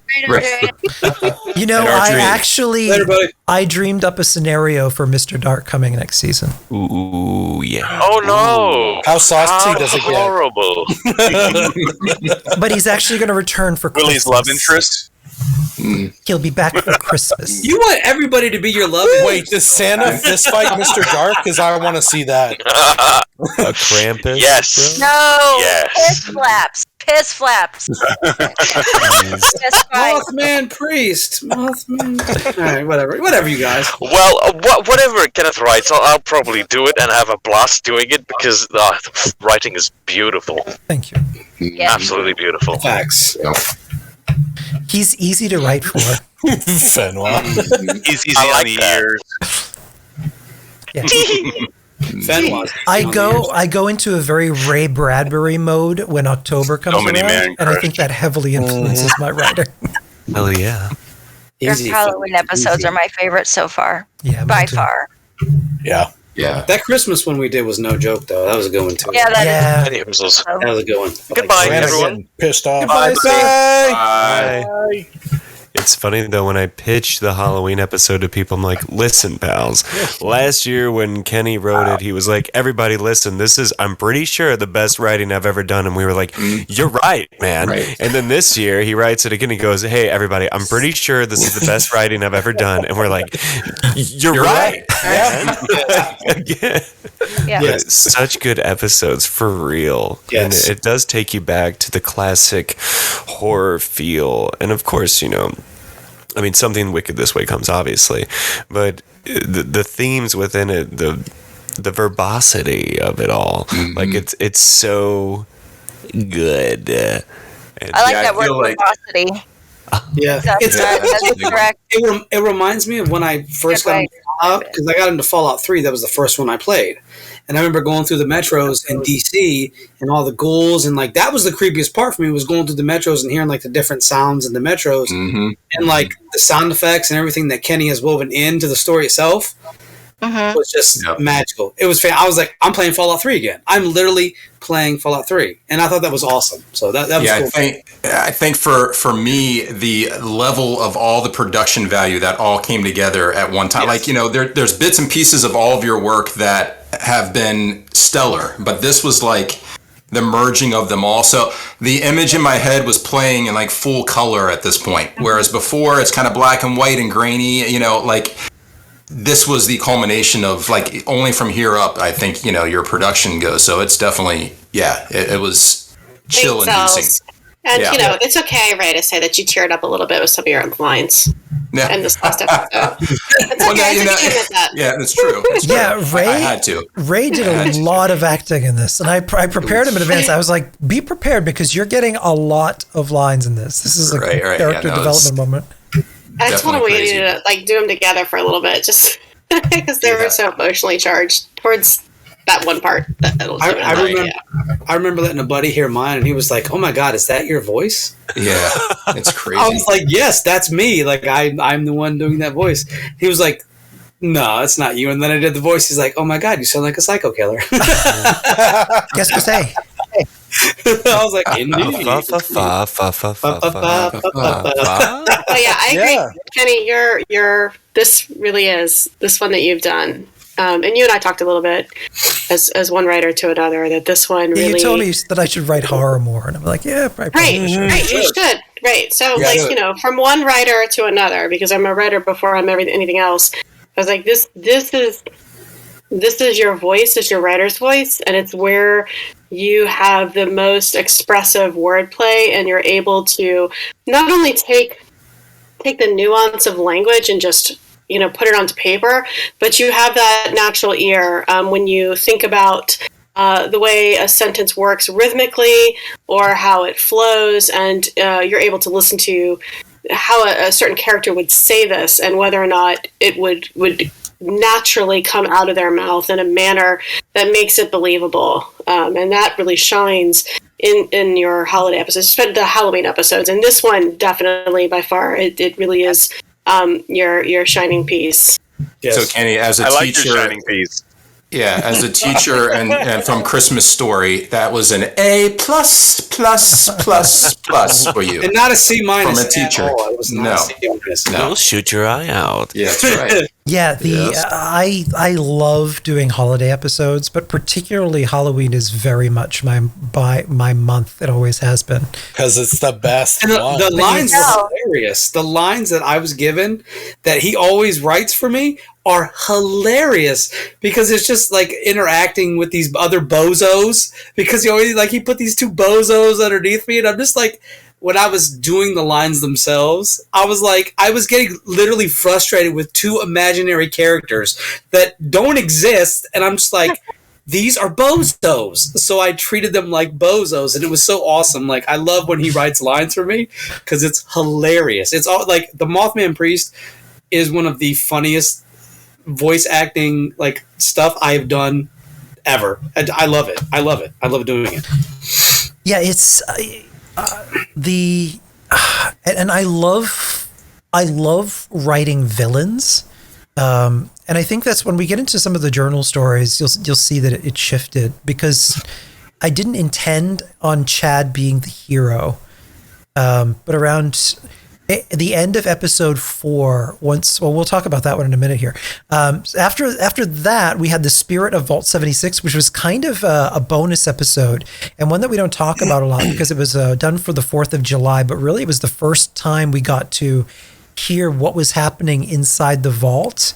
So before Reclamation Day, and it just had a lot of typical tropey kind of things between we had Marianne Belts with mutating into some kind of snake monster to swallow as much hot dogs as she possibly could.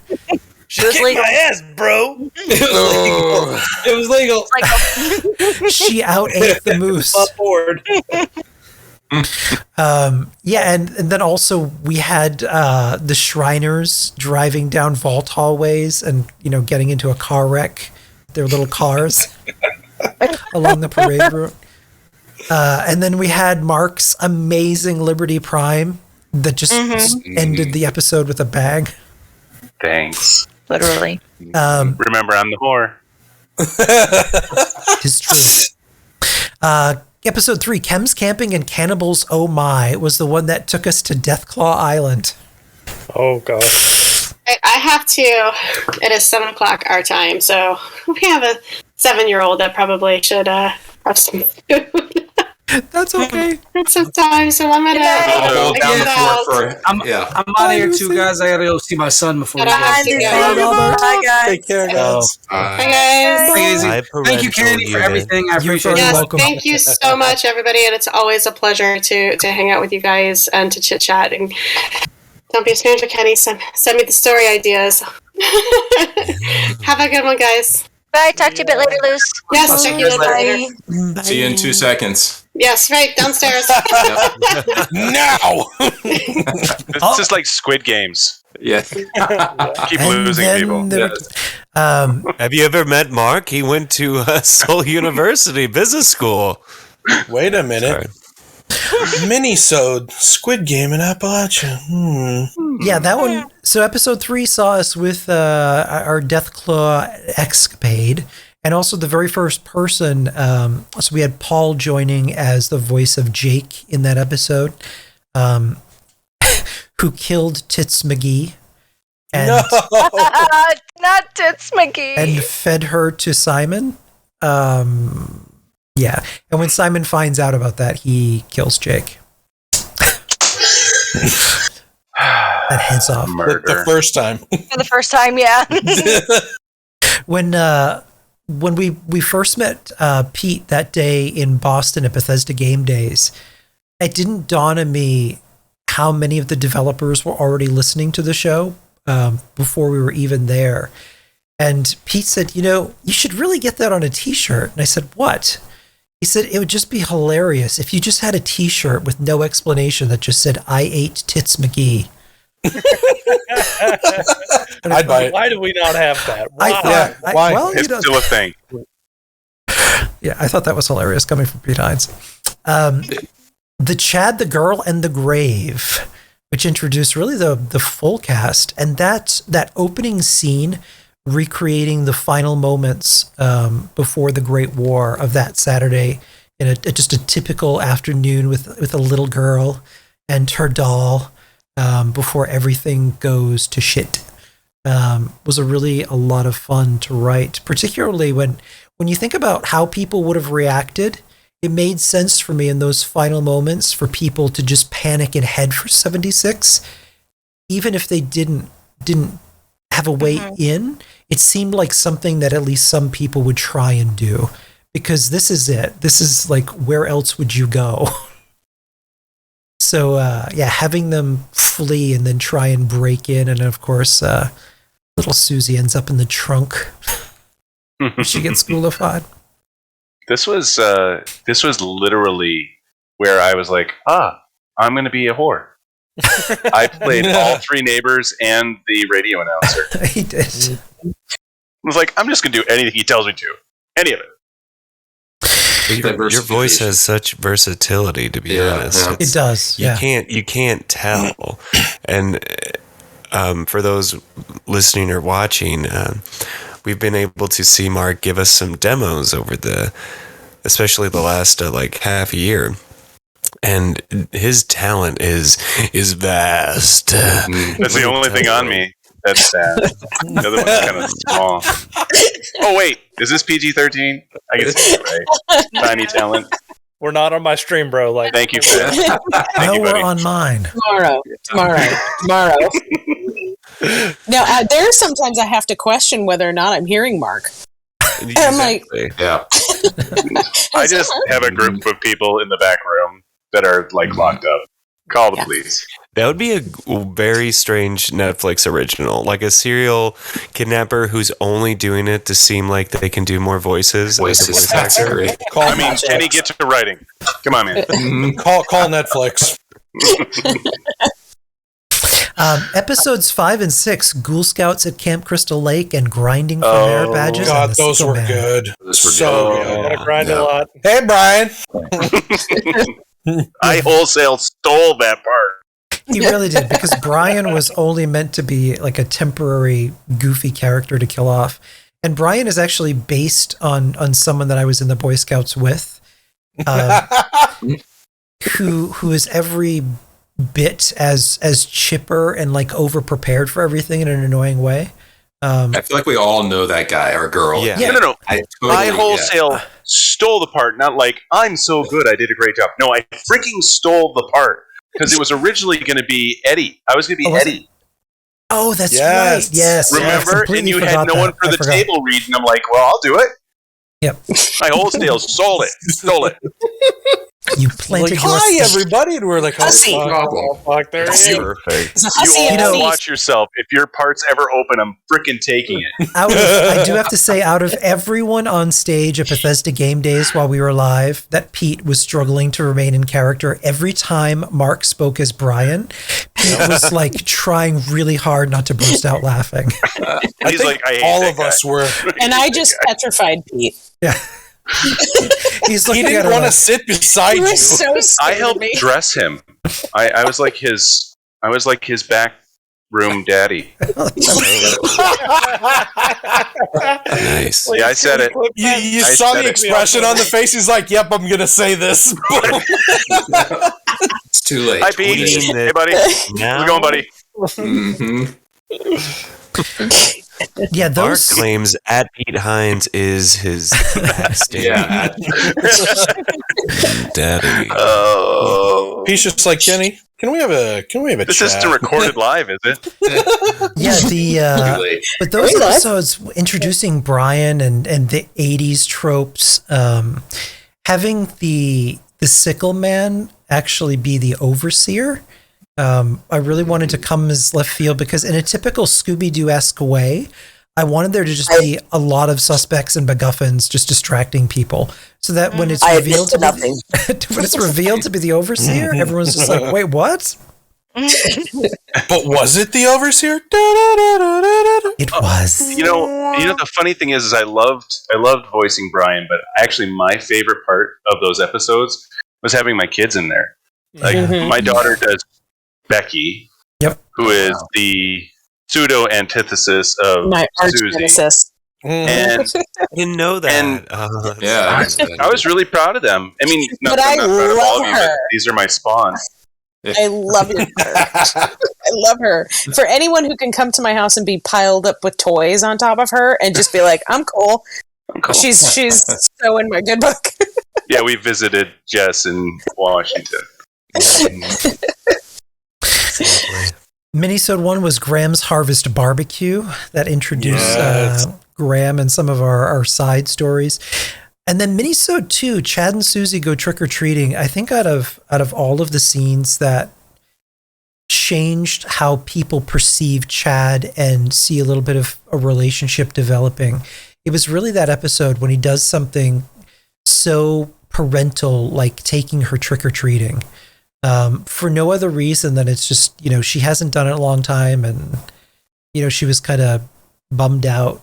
So he takes her trick-or-treating and, they wreck people's houses. Yeah, they still blow up the camps. But it's endearing. But it was endearing. And those were when you asked us the question, like the moments that really stuck out to you listening to it. Because at first you do immediately identify who Chad is in your own ethos, in your own history. You're like, I know that guy. But seeing him become a father figure to Susie, who you also recognize, like everybody knows a Susie in their life, like the chaotic neutral / chaotic evil person you grew up with, who was always getting you into shit that you're like, should I? Should I play? Well, that's just me in general. Cheers. But seeing them bond and that relationship that starts to form, it elevates the story to something that, besides just being a token, like of a video game, like a reference to something you're really enjoying, it becomes like a story that I think anybody can relate to, whether you've played Fallout or not. And it's funny because even my mom, who's never played Fallout, but I did play my first video game with her growing up, and that was Where in the World is Carmen Sandiego. But nice. Great game. It is. Even my mom is like, I just love Susie. And I'm like, I know. But it all kind of begins there when you see them more as just those characters, but as that real kind of living, breathing development of that relationship. I don't know. It's good shit there, Kenneth Vignew. I think the chemistry that everybody has, we play kind of the special cast members, but you guys in particular, the core cast members, the chemistry that you have in real life, it's just like, it just displays on the podcast. So every character that you guys bring to life, you have already this natural chemistry with each other that, it just really, really, you can feel it. And I've listened to quite a few podcasts, over the last couple of years, because I really wasn't a podcast listener until Fallout. And, there's so many out there, but so few capture the chemistry that feels believable. Kind of like Finwa was saying, we all know these characters in some way because you relate them to us, so by far, for sure. I mean, this cast, that chemistry comes out. I agree. I feel like we could all cuddle deeply. I also feel too, besides, you know what? I'm going to give it, Mark, you are slightly like Brian. But I feel like with... I love you. You know it. Shut up, Brian. I love you. With your over explaining. That's just... I love you. This is getting worse. No, it's not. I'm just trying to say that, with Kenny's writing, and when he does write things for Susie, there are times where I legitimately start tearing up because it feels like me saying it, but obviously in a different voice. But just having it said in certain ways, it kind of makes me feel like I do need to bring some of me into it, and I do, because I love that character. I absolutely love her. And I love the fact that it feels like she has a split personality because of Ella. And I'm not saying I have a split personality, but it's just my two You know what it is? I think that in the instance of Susie, I think there's a duality to everybody. And Ella and Susie represent that in a really physical and tangible way. Because I think at most points in our lives, we think about like, what would actually happen if I drove on the sidewalk? Or we all have those. It's like, or what if I did play with matches? Well, Susie's the one. No, Ken, that's just you. Susie's like the sweet psycho, and then Ella just says whatever she wants. So it's like the introvert and the extrovert in me. Praise the Dark Lord. Hey, we've all played Grand Theft Auto, though. I get what Ken's saying. Yes. It's like when somebody cuts you off in traffic, what do you really want to do? Got a missile launcher in the trunk. Episode 7, Moose Patsy and the Horrors of the Atomic Shop Purgatory. God, I love that episode. Legs. Oh, man. Legs. Poor legs. Poor legs. I miss legs.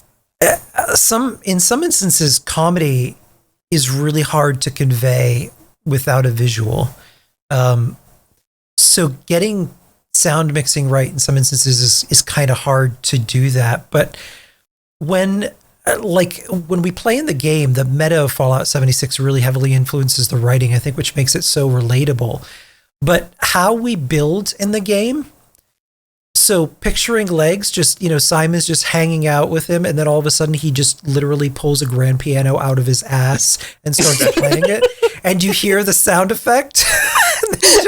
He starts playing like Beethoven, and Simon's like, okay, whatever. Good old Atomic Shop. Yeah, but also the Atomic Shock Purgatory. So finding a way to take the experience of the game and weave it into part of the story, I think, is something that makes our stories really special. So taking really what is our entire player experience for that and turning it into something, particularly with where we're going in terms of what's really going on in Appalachia and why we aren't dying and what the Lazarus Project is, which is really the arc of this season, and Simon kind of getting to the bottom of that. Episode 8, The Final Halloween. That was Kevin's first episode, right? Yeah, you played the old man. Yep. The old man in the vault. Yeah, that was a pre-Reclamation Day flashback to the last Halloween that they spent. So you got Cody doing the broadcast over the radio in Vault Tech. He's so perfect doing that voice too. Really though. Like it's very good. He has that classic transatlantic voice that was so common in the golden age of radio. It's just perfect. Yeah, that final Halloween episode is also one of my favorites. Aristocats and Cannibals, It Must Be Thanksgiving, episode 9. When we get a little bit of the domestic at-home situation with Chad taking the gang out on a turkey hunt.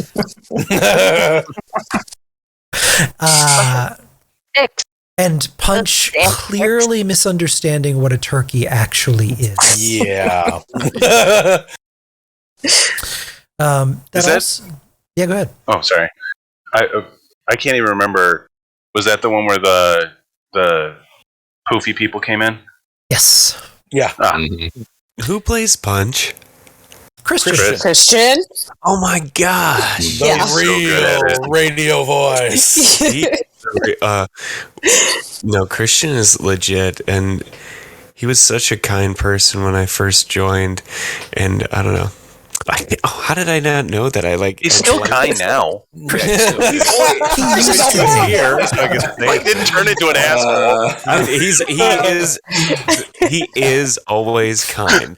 But I mean, when I first joined, and I was trying to work out like if my mic was sounding good, like or my levels good, etc. He was really nice and was I don't know, very encouraging. And I wish you were here, Christian.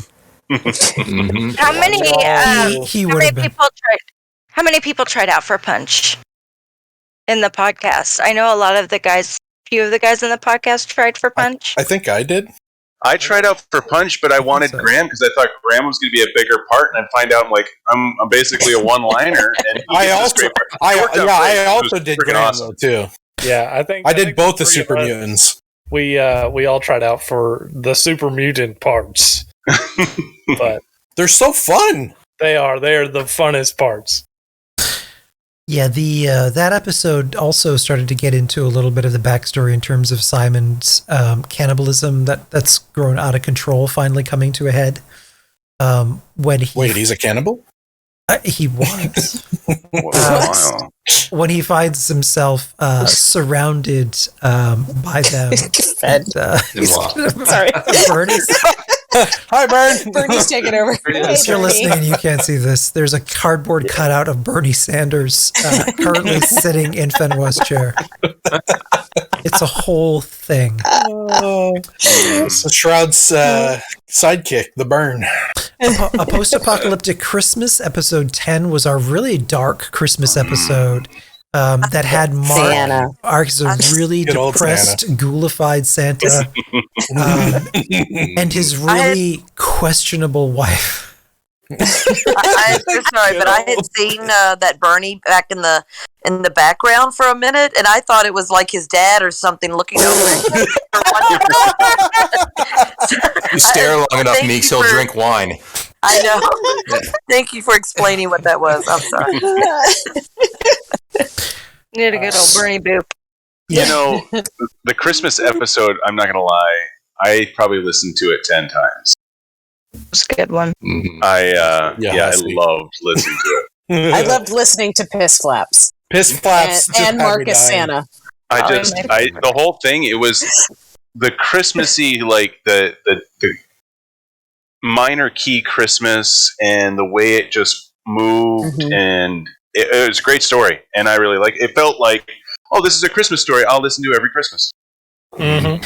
Yeah. It's just the Santa being pissed off about everything. So good.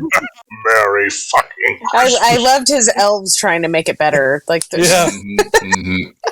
like, we've literally been sitting around for a couple decades now. This is pretty depressing. A jingle and jangle. Everybody, I'm gonna have to depart. I have I'm sorry, my bad.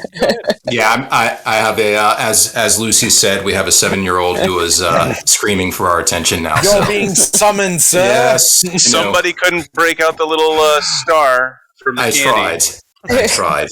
We've been feeding her candy for 2.5 hours. I was like, just go. Have more. Not really. All right, everybody, thank you. Kenny, thank you. I cannot thank you enough for all you have brought to our particular crew as well. So there's been a lot of stuff in the background that, we are grateful for. So thank you. Everybody, amazing to be a part of you guys. Take care, Ray. See you, bye. Have a great night. Take care. Yeah, take care, guys. Yeah, talking about the music from that Christmas episode, that was the first time that we had really a full orchestral score. And I really think that did so well to really sell the dark, depressing Christmas of it. Mm-hmm.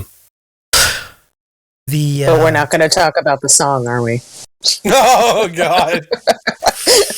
That was so much fun. It was so much fun. We were supposed to end that episode with a full cast rendition of the 12 Days of Christmas. I love the 12 Days of Christmas. It was so bad.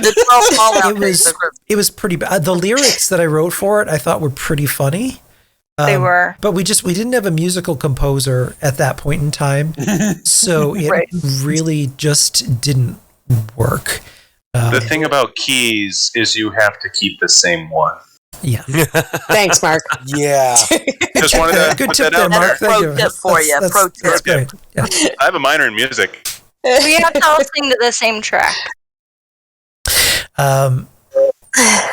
So then things changed a little bit. So there was actually a delay in between the finale, because the Aristocrats and Cannibals, It Must Be Thanksgiving. We had our Christmas episode, and then we were supposed to immediately get back to that one where Simon was left off. But then everything changed when I got an email from Bethesda with the what if scenario in terms of performing the show live at Bethesda Game Days. So then, I cried. Todd was pleased. And then everything kind of shifted while we signed NDAs, and I talked to you guys after talking to them about how I would do a stage production of an audio podcast. And then I had to write something that would work on that stage. So we kind of shifted gears to work on that episode, which we wrote, and then we finally got back to finishing up Simon's epic battle with Mr. Grawl at Slick Willie's Water World. Them damn cannibals, I tell you. I love that song. That song is great. It was so good. I loved it. Well, I mean, it's one of those things that I can take the whole song. It's Logan's the kid. I think I'm the dad. Yeah, you're the dad. Yeah, And you're the dad. And I'm the announcer. Yeah. Yeah. And Willie. Yeah. And Willie. How could you forget Slick Willie? Mark loves playing with himself. It's a great song. I love it. Minisode number 3, Adventures with Brian. So because we had to shift gears while I worked on the live show, the cast pitched in and wrote all kinds of really great stuff to crank out some minisodes that Cody helped you guys with. So we had Adventures with Brian, which saw Brian respawning after being eaten by Jake and Simon, and thinking that the Atomic Shop was like a magical heavenly place. Yeah, I wrote that one. Yeah, that's right, you did. And I got to crap on my kid. That's every parent's dream right there. Ever. I had one from Mr. Messenger that explained what Simon's first few days out of the vault was like, with him, being stalked with that event that's always been bugged. It's Tea Time, written by Miss Jessica Duvall and Christian Moore, which that was Christian. So Christian it's loved brown water. That whole episode. That episode was written so well. It was so funny. I went a little too meta on some of those things, but I had to because I just felt like, small Susie, big punching. It was a great episode. It was. And hilarious, too. It was great character building. Like in the same way that we see Marianne and Brian in the minisode before, you get to realize that they're not just goofy, like they're fully specced out characters. Like they know their crap, so they just completely decimate raiders. That's a great character building moment to show that they're not just goofy, like they know what they're talking about. The thing that I love about Punch and Susie, and one comparison that I can make is for people who've watched a Game of Thrones, Arya and the Hound. Yeah. The way that they get into being like best friends, but they're like crazy. It's like in Mortal Kombat. I love what? The little kid that rides on the... Yeah, I know. Yeah. Okay, funny voice. And of course, I went with Master Blaster and who runs harder now. Master Blaster. But I love the chemistry between the two because it's comical, but at the same time, like they're best friends. It's cute as hell. Yeah. I'll drink my tea. That was a great relationship building moment from Punch, who is based on the real kid who was turned into a super mutant from Huntsville, and we built that into the actual lore of the game in a fun way. When Mr. Dark shows Punch his past in a really brutally emotional moment, when that broke me. Ooh. I mean, when you get, even though during that first year, even though we didn't have NPCs, if you really listened to the stories and read the notes and whatnot, there's some pretty dark shit that went down. The whole Huntersville thing is crazy. Like Huntersville, that was some dark stuff. They taint everybody with FEV. They come for the kid. The mother tries to protect him. They just gun her down and then take the kid. Going down underneath what's that building? It's the No, not West Tech. It's the one where it has the rooms with the mind control, like the TVs in front of you. Yeah, that was the Black Ops facility. Yeah, that's crazy too. Yep. And I know when the game first came out, a lot of people were upset about the lack of human NPCs because, as we said, there are robots. But honestly, and this is something we talk about in the Atomic Stop all the time, is that the lore is there. The story is there, and it's tragic, just like all the other Fallouts before Wastelanders. But it wasn't... It's funny because to me, Fallout has always been a franchise where you really have to dive in. If you want the lore, if you like reading in real life, you'll really love Fallout. If you like radio shows in real life and podcasts, you'll love Fallout because you find that lore. And if you want to, you get to build this incredible universe around your character. And that's what Fallout 76 was for me. And like we've said, at first it forced you to create a headcanon, which is exactly what Todd said. Right. When he first introduced the game. And you do that unwillingly or willingly, unintentionally or not. And that's what I really loved about it at first. Because, like, who am I in this world? But Wastelanders changed everything, obviously. But the stories that you can still find out there are there. And if there are new players who ever listen to this, it's my only advice is, like, still go out and try to read things, listen to things, and it's just as rich of a world as Fallout 4, as New Vegas or 3. You just have to be willing to go out there and build it for yourself. Yeah, like the Enola Walker story, I think, is the gold standard of a story that if you chase down, you get start to finish something that was pretty friggin' brutal. One of the gripes that I have is that some of the stories they put when you find like certain pages and tapes, they're incomplete. It's like, no, I want to know what happens to this person who made like three tapes. It's hilarious because when we interviewed Ferret Bowden last year for Fallout for Hope, Tom and I from the Fallout Lorecast, that was one of the things that he said. When they write the lore, they write the complete story. But they like for us to talk about and come up with our own theories. So he will literally delete the answers, like delete I don't it, like just them. throw it in the I don't trash. like them. I don't like them. But give me the interloper. I need to know. I need to know. But yeah, I like to think back. I feel bad for the new people who didn't get to experience it without the NPCs or the 400-pound stash box. I mean, they're missing a lot. Yo, those are nightmares. I don't want to think about that. In the dark days. The dark ages. You know, it's funny, back then, I was a lot like Pete. Pete just wanted to make a farm and have his cow and all that. I had a vision. I'm like, oh, this is great. All I want to be is an armorer. I just want to sit there and people could bring me their guns and I'll do the mods and all this. And I set up shop right by the golf course, the White Springs golf course. And I'm just waiting there for people to come and I'm like, I've got this shop and it just kept getting murdered. You ate so many nukes at the beginning. Yeah, dude, back when White Springs was the nuking spot. Well, I mean, it wasn't even the nukes that were doing it. People would just come by like, murder. Yeah. Murder. Murder. Oh, do it again. It didn't work out. I do miss the early days.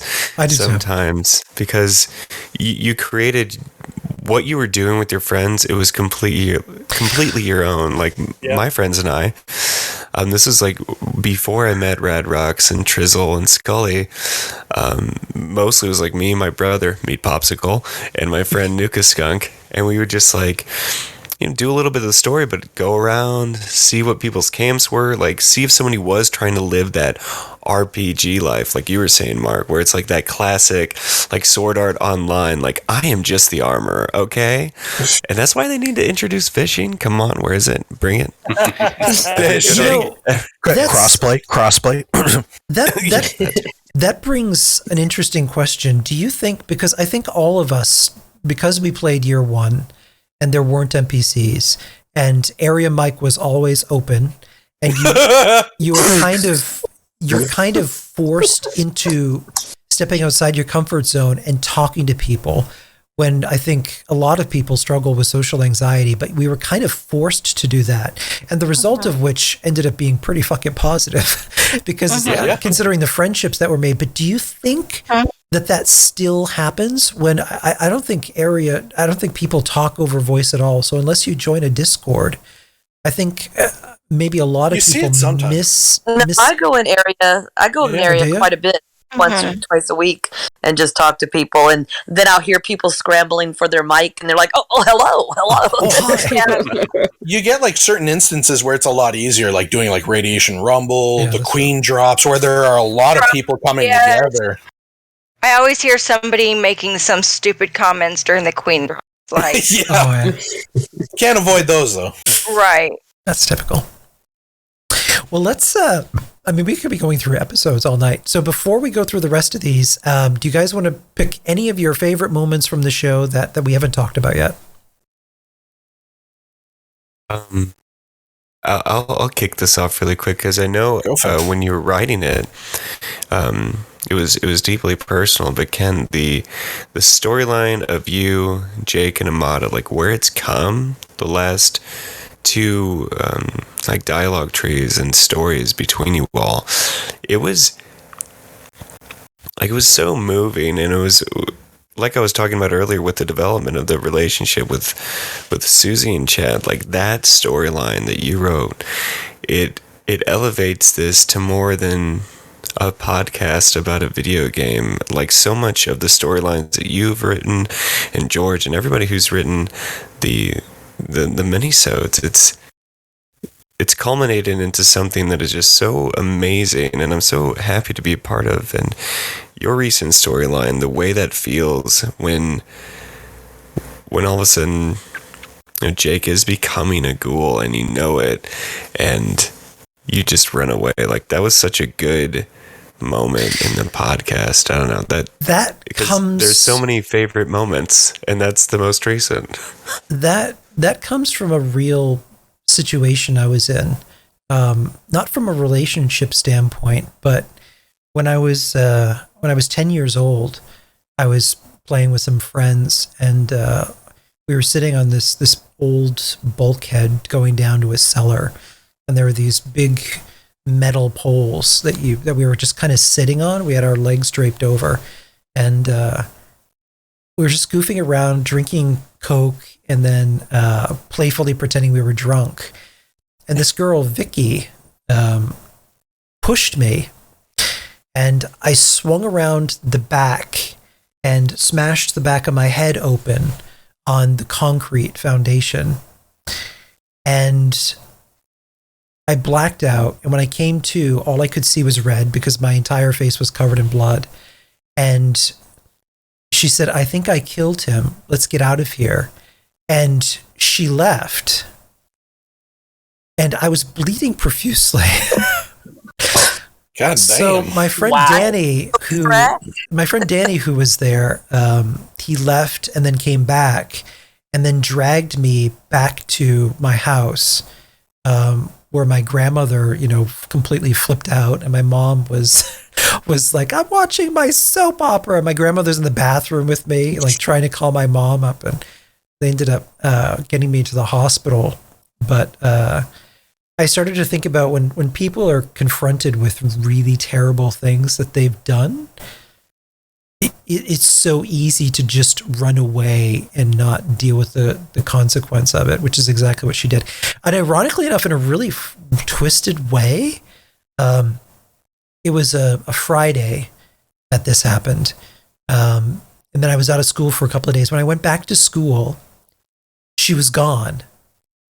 And we went down the street to her house that they were renting, and the house was empty. So I ended up writing a short story about it because all I could picture was, and this would be a very Susie thing, like her coming home and saying, "Mom, I did it again." And then her mom just getting the cardboard boxes and then just taking off in the middle of the night after killing yet another child. I was about to say, that's like the start of a horror movie. It was really weird. Like she vanished, like with no It was. Whoa. Yeah. Was she really there? No, she definitely. That's exactly what I was thinking. Was It's a she? figment of imagination. I've got the scar indent on the back of my head that says yes. Oh, I'm sure you have a scar. That's your Stephen King moment. That's your like she just it was very. But wait, hold on. Have you found this person since then? No, like I don't even know her last name, but yeah. I think there's a story here. A real. I wrote a story. It was one of the ones that I submitted to a magazine that was turned down. They're like, "What is this shit?" You don't need the magazine anymore. You can submit it to the world. You need to read this. Like, write it now. Bring her out. We need it. Like, we need it as a. We need to know what happened to Vicky. This week on Unsolved Mysteries. She changed her name to Lucy and ended up in my town and tortured me to death. I would totally voice act this. Lighten it back up, but I have a more exciting little friendlier story than hitting our head. But I want to say my most, I think the most memorable for me is that when I joined this, I guess 2.5 years ago, I was so excited. I was eaten up with Fallout. I loved hearing it, doing it, participating in it. And when Ken said, "We're going to Boston," and I'm like, "What?" And I had played Fallout 4 religiously over and over, and I was like, "We're going to walk the Freedom Trail. We're going to Centennial Hall. I'm going to see where the Swan comes out." I had all these visions of what I was going to do, and I thought that was going to be the highlight. But no, the highlight was actually when we went on stage, and I realized that we had fans that were so into this. And I remember when I was saying my lines, I was so nervous and I kept looking at the book. And at one point, I think it was when I said, "Get the access keys." And I kind of looked at the audience for dramatic effect. And there was this guy and girl in the front row leaning forward, like, "Oh my God, what is he going to say?" And they were just so into it. And I went, "Oh my God, there's other people that like this too." It just never really hit me until that moment that there were all these people listening to our podcast. It never occurred to me when I joined this that it would be people that were just so invested, and I was just like blown away in that moment. Oh, lady, neither did I. Mary, you want to know something really funny about that moment? Those two people that you're talking about, that was actually Scruffy and his girlfriend. Oh, that's right. Was it really? What? Oh, no Y'all way. remember those people? The two I saw them. They were so excited. Well, that's a good point, Mary, because before I noticed them too, but before that, all I could really hear or see were the dang ESO devs to our left, and they were just like talking through the whole thing, like they were oblivious to what was going on. But then you look at these people. But then you look at these people like sitting there in the audience, the fans, and it was like really, it really did hit you at that moment. I teared up though when I saw that the opening come on the across the screens when we were sitting on stage. And I saw that opening video. It was so loud in there, but as soon as they dimmed the lights and put on that video, like everyone shut up and started watching. I know, it was so good. So my favorite was having the headsets on and you could hear all the dishes clanking in the back. That was. But yeah, no, I just. And also, I wanted to. I know Mark has told the story many a times, but that's where Mark thought he was going to have threesome. Oh, I did. Great moment. No, it was I was shocked and frightened that I may have actually made it happen. I was joking around so much about threesomes and orgies, and I'm not like that in real life. I'm like, no, I'm not. I'm like super straight laced. I am Brian in real life, but here I'm like, I let myself loose. I cosplay as someone cooler. But so Jess and I had the same color code for the room assignments, and all of a sudden I'm like, oh shit. I've been saying nothing but horrible stuff. I mean, in good taste, horrible stuff. Not like, if she'd have said no, I'd have stopped. But anyways, so it's the same color. So I contact Jess directly, and I'm like, look, I'm so sorry. I can be completely professional about us being in the same room. I didn't realize that this would happen. If you're uncomfortable, I'll make sure I find a different room. And she goes, they're single rooms. That's why we're the same color. Yeah. Like, you dumbass. That's what I was like. I felt so bad because I'm like, this poor girl. She's going to be so anxious with this pervert. Because, like, I was talking like Willie the whole time. Hey, baby, you want to get a Seaway? Oh, man. Oh, it's my favorite. Can we just bring up karaoke night? Oh, yeah. I am. God, yes. I'm yes. so sad I missed that. I am very sad that I missed that. And we could relive it. We have the video. One of the Bethesda developers was tweeting the night before and tweeted it out that the cast of Chad is here, and right now they're they're singing Country Roads with a bunch of drag queens. I was like, what? What is happening? One drag queen. We were trash. I didn't have my lipstick on. Well, that was. We were not trash. We were mostly trash. I was trashed. Yeah, Jessica was trashed for sure. Well, Clint with his $5, well, not $5, like $25 whiskey shot. Yeah, was so good. You guys did do a great job singing it. I do have to say that. Yeah. See, not trash. Yeah, when that Bethesda Game Days was really a turning point when this became something that I thought was just a fun whatever into something that I really felt fun whatever could be something and mean something. In a way that I could get back into writing and actually do it again. And it's also a bit gobsmacking because Bethesda doesn't really do this often, where they get involved with a fan project, much less invite a fan project to their stage to kind of do whatever. Yeah, that's very much down to Sean. Shout out to Sean. Absolutely lovely human being that we owe a great deal to. Because really that, as soon as that was announced, like the show in terms of listenership just exploded. And people really getting into the show and us being able to do more. And I'm really privileged that we've been able to build a relationship with the team there and get to know them a little bit and work together on different community projects. And not just to take what we do on the show, but also to do things for good, just for the sake of it. Whether it's QuakeCon or helping out with different community projects or fundraising or any of that kind of thing. It all kind of started there. Like we wouldn't be able to do any of this, much less get anybody to want to do or pay attention to anything if it weren't for that first, would you like to come on stage with us kind of thing. And so I'm really grateful to the team for that. They changed our lives. Yes, they did. Mm-hmm. So shall we read a little of the stories? Let's do it. If you like. So these are the original journal entries, and the first few of them will be familiar because when we first started the episodes, that's what they were based on. Who wants to do their best me? All of us. All of us. Right. We're going to take turns. Actually, that's one place I do a shit job. I don't believe it. All right, Kevin, you read the first entry here as me as Simon.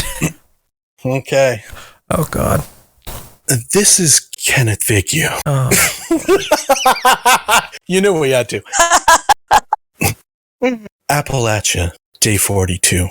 74 Fahrenheit. Sunny and clear. After finding Charmin toilet paper at the Super Duper Mart, I returned to my camp only to discover my neighbor had made himself at home. After a moment's confusion, I realized it was Chad from the vault. After a few moments, recalling times at 76, He asked for water and dog food.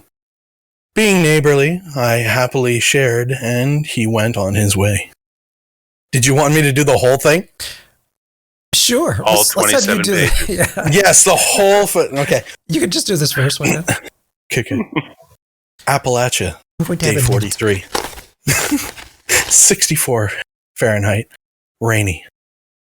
Chad returned to camp today after setting up a tent nearby. I was attempting to build a porta potty and kept hitting my thumb with a hammer as he rambled on about mole rats. Asked to borrow some stim packs. I told him I only had 3 and gave him 1. I have 18. He then said he had somewhere to be. Appalachia, day 44, 78 Fahrenheit. Whatever. Woke up to Chad grinding away at my armor station. Helped himself to some of my leftover Alpo. Proceeded to get drunk and thought it would be funny to climb on my power armor. I went a short distance away and shot some trees. Appalachia, day 45. I shot Chad in the face. Great weather today. Love it. That was the best line. I shot him in the face. I shot him in the face. I was like, wow, that escalated. So that was the first story, and that went viral in the Facebook groups that I shared it in and on Reddit. You had me with shot him in the face. the very first Fallout 76 group I joined that I started sharing these stories in, by the time I got to the 4th one, they banned me from the group. What? Really? Why? They never let me back in. Why? Maybe they didn't like the story. Stealing their thunder? Maybe. Yeah, that's too good. Like there wasn't anything against writing these stories, but yeah, so I was. Yeah. How dare you engross yourself You in shot Chad in the face. It's like I always say, it's funny to me when people forget that Fallout is a series where people's heads literally explode in front of your face. So it's like Maybe the guy who created the group's name was Chad. No, I mean, maybe. Probably. Felt attacked, hashtag attacked. Hashtag victim. Yep. Victim Chad. Who wants to This read was too violent. the next one? Benoit, you wanted. Benoit, yes. Oh, yeah. Benoit's going to pick it up at day 46. Do it. I don't usually shill for things that I don't believe in. Don't ban me. Okay. I was gonna do that, but you did it, so I'm gonna say it. Hey, Spotify's a great service, okay? It is. The CEO aside, it's a great service. I wish they had a bigger share for the content creators and artists. You preach it. Appalachia, day 46. 68 Fahrenheit, hazy, nightmarish and restless sleep. I dreamt of people I do not know sleeping in my bed and posing for pictures, crouching over my sleeping form quickly to mimic the act of teabagging. I awoke, parched and miserable. The last glucose-covered flakes of the sugar bombs I found in Grafton I managed to suck out of a t-shirt I found in a trash can, along with a paper cup and wrench. Lord knows why I needed that. Must find food. I shall try and find Chad's camp to see if any missing supplies are there. On the way I'll pass his grave. I say grave. More concerningly, my Pip-Boy has broadcast my position and someone or something on the wing, has placed a bounty on me. I've heard tales of Vault-Tec's experimental vaults, but who on earth could have seen what I did? Who could have known? Appalachia, day 46. The overseer. Alarmingly, the trash can is empty. Chad's body appears to be missing. Couldn't see any tracks in the area, so it's unlikely wildlife dragged him off somewhere. It's almost as if some unholy force resurrected him, but that's my scribbles. Those are solid scribbles. Thank you.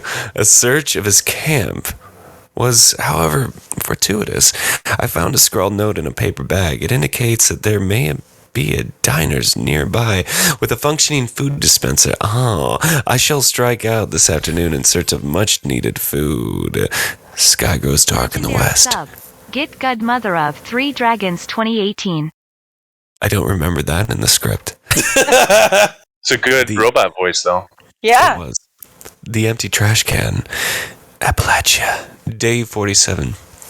Let me get more Simon on this. 62 Fahrenheit. Hungry. It's pie. A perfectly preserved piece of pie. Not irradiated or spoiled or found obscenely impossibly in the folds of skin of a mole rat. A piece of delicate pie with pink frosting. While the machine appears functional, it employs a Machiavellian tension arm. Look at that, Machiavellian. I am on my 8th hour attempting to retrieve this pie. Shit, I thought there were 2 of you. Appalachia, day 51. It's there. It's right there. Pie. Why won't you grab it? Are you broken? Are you taunting me? I want the pie. Please. So hungry. Ate some mole rat. Some mole rat meat. I have worms now. Fuck Chad. Appalachia, day 52. Pie. Pie, po, pum. Please, won't you? Pie, please. Oh, so tired. I'll have what he's having. Musky. Pine. Health. Low. I wonder, will I dream?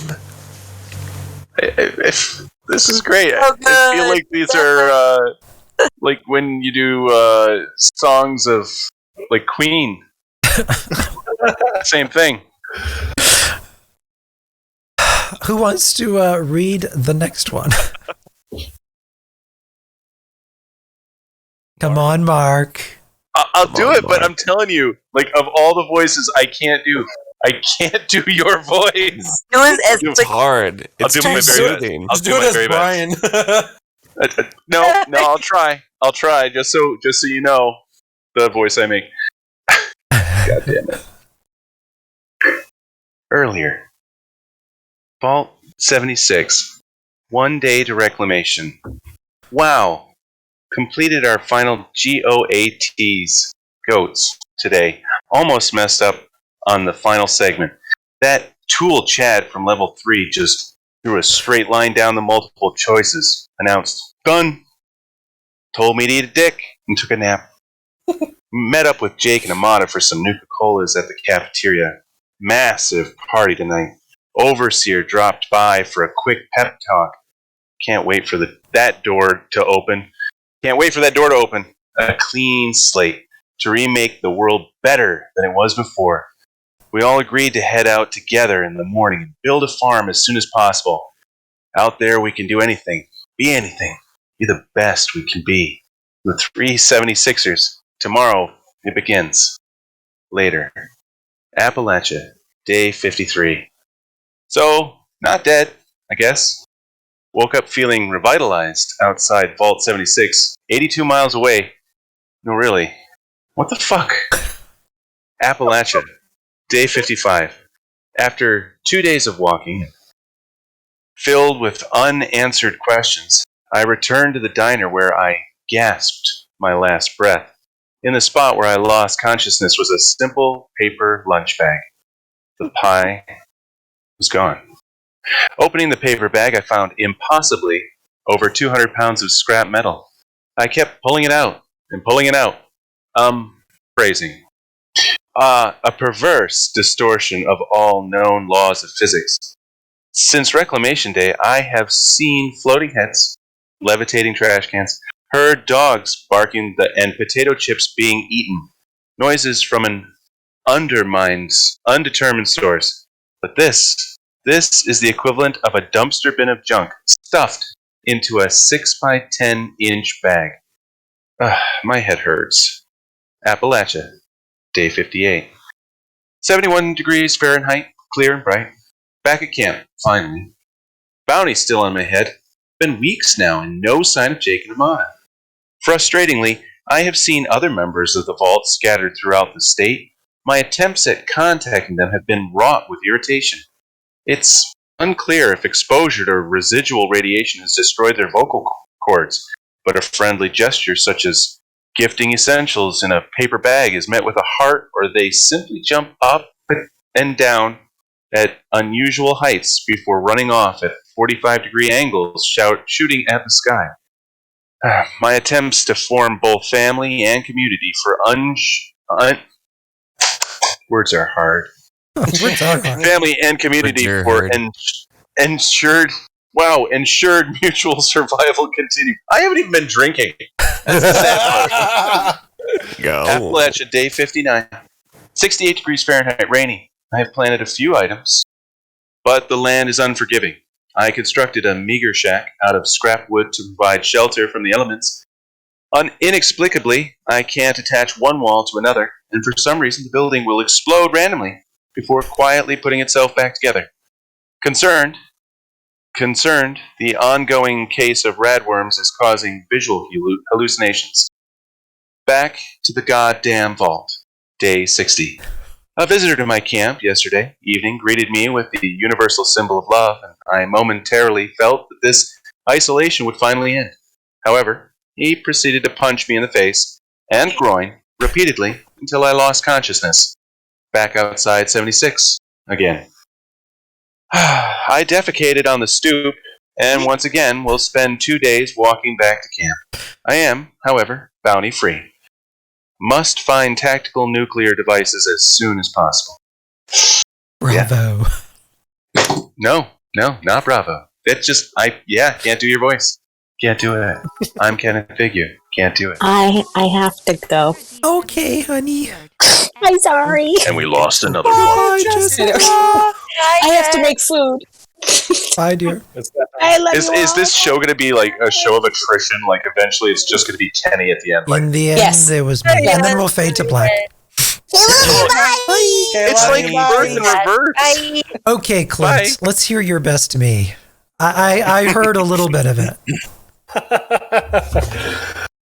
Okay, let's see if we can even read this much. That's a lot of words for an Arkansas man, okay? Ooh, we can put up your deaths. I believe in you. Yeah, Yes. we could. Death counter set to 0, please. Earlier, the vault. 307 days to reclamation. Christmas. Before Mom was eating by the... Let me start that over. One? Take one. Eating what? There's one. Before Mom was eaten by the rad roaches, Christmas was her favorite time of year.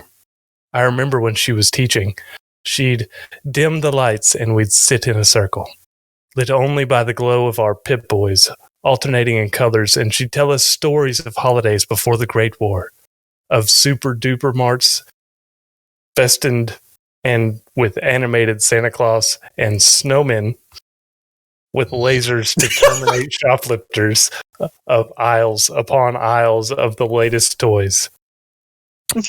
Rideable giddy-up buttercups and automated Dolly brand uranium-infused board games. Hasbro and gallons of eggnog. Trees and houses up and down Main Street would be decked out in their finery and snow. Real snow. Not ash would cover the ground and festoon the houses overnight. When she was done, we'd sing our favorite carol. Y'all are messing with me. Yeah, no, I have a few. I'm gonna stop there. We love you, Clint. I know read God, okay? Big words are hard. It's festooned. Festooned. Festin. That's what we say down here. I love you, Look, Clint. I couldn't say affidavit before, so. Oh. Where were we? You want me to pick it up? Yeah, Kenny, let's hear your Sorry, best buddy. Kenny. We shamed him into it. Buddy, we love you. We love you. Oh, no, it's cool. It's all right. I feel bad. I feel like a dick now. When she was done, we'd sing our favorite carols and do a Yankee swap. We'd gather our unnamed, untagged presents under the tree and each grab a number out of the pint-sized slasher mask. For Mr. Handy would call out numbers, and one by one we'd pick a random gift and open it for all to see, and either keep it or pass it on. We'd never know who brought which present, but Jake and Amata would somehow always get something good. This year, we repeated the ritual, despite being probably too old for it. Jake got an actual useful water filter that he can use out here. Amata received a 10mm handgun with a pair of sunglasses. This year, not to be outdone, I picked the largest box under the tree. Perhaps too late, I heard Chad snickering in the back of the room. Tearing off the wrapping paper, I opened the cardboard box and found another cardboard box. It so continued 8 more times until finally I found a single shotgun shell casing with a note stuffed inside that simply read, shut up. I love shotguns. I love shotguns too. That simply read, ask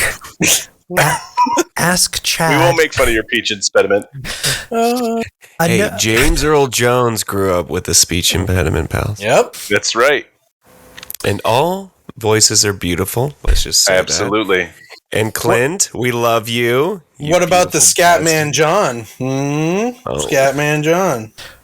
There you go. I got Fenwar going. With the note stuffed inside that simply read, ask Chad what kind of shot goes in here.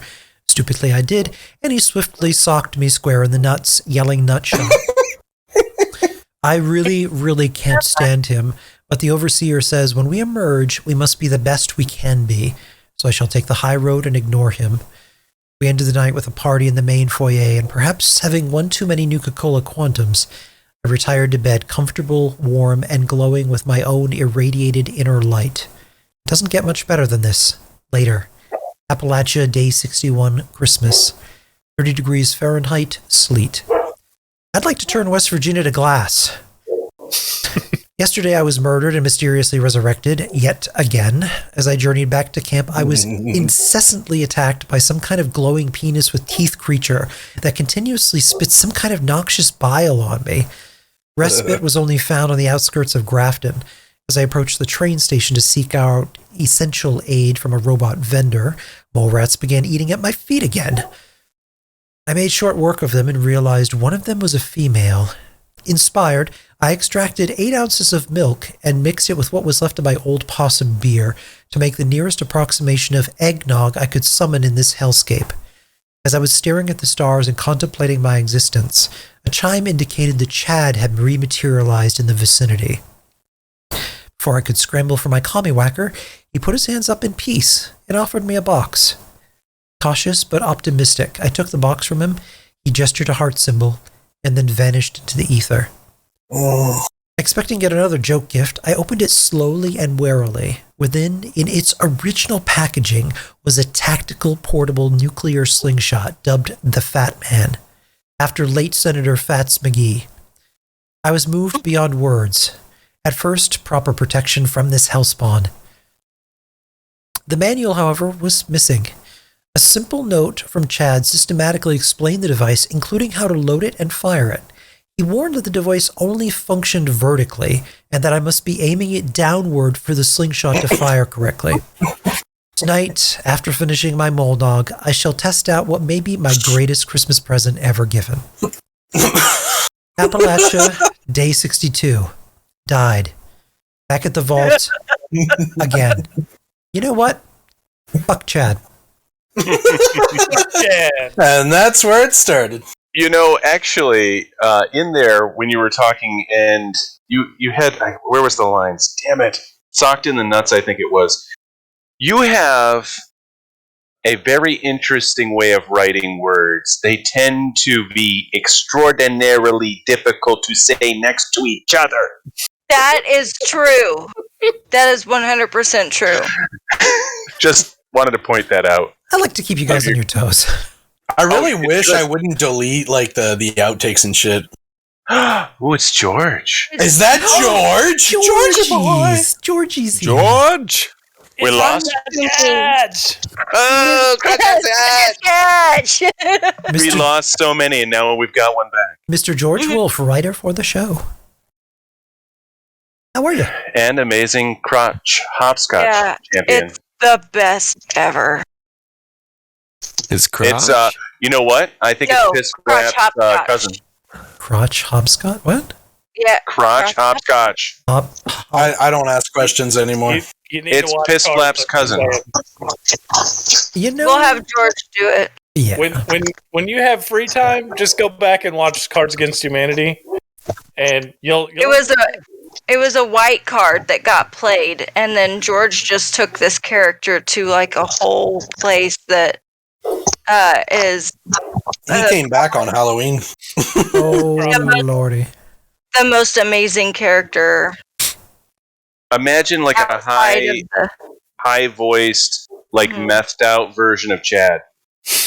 Yeah. You mean everybody I know from Missouri? No offense. Yeah. Crotch hopscotch, definitely from Missouri. You know, George, if you're talking, Kansas City's different, Jessica. You know that.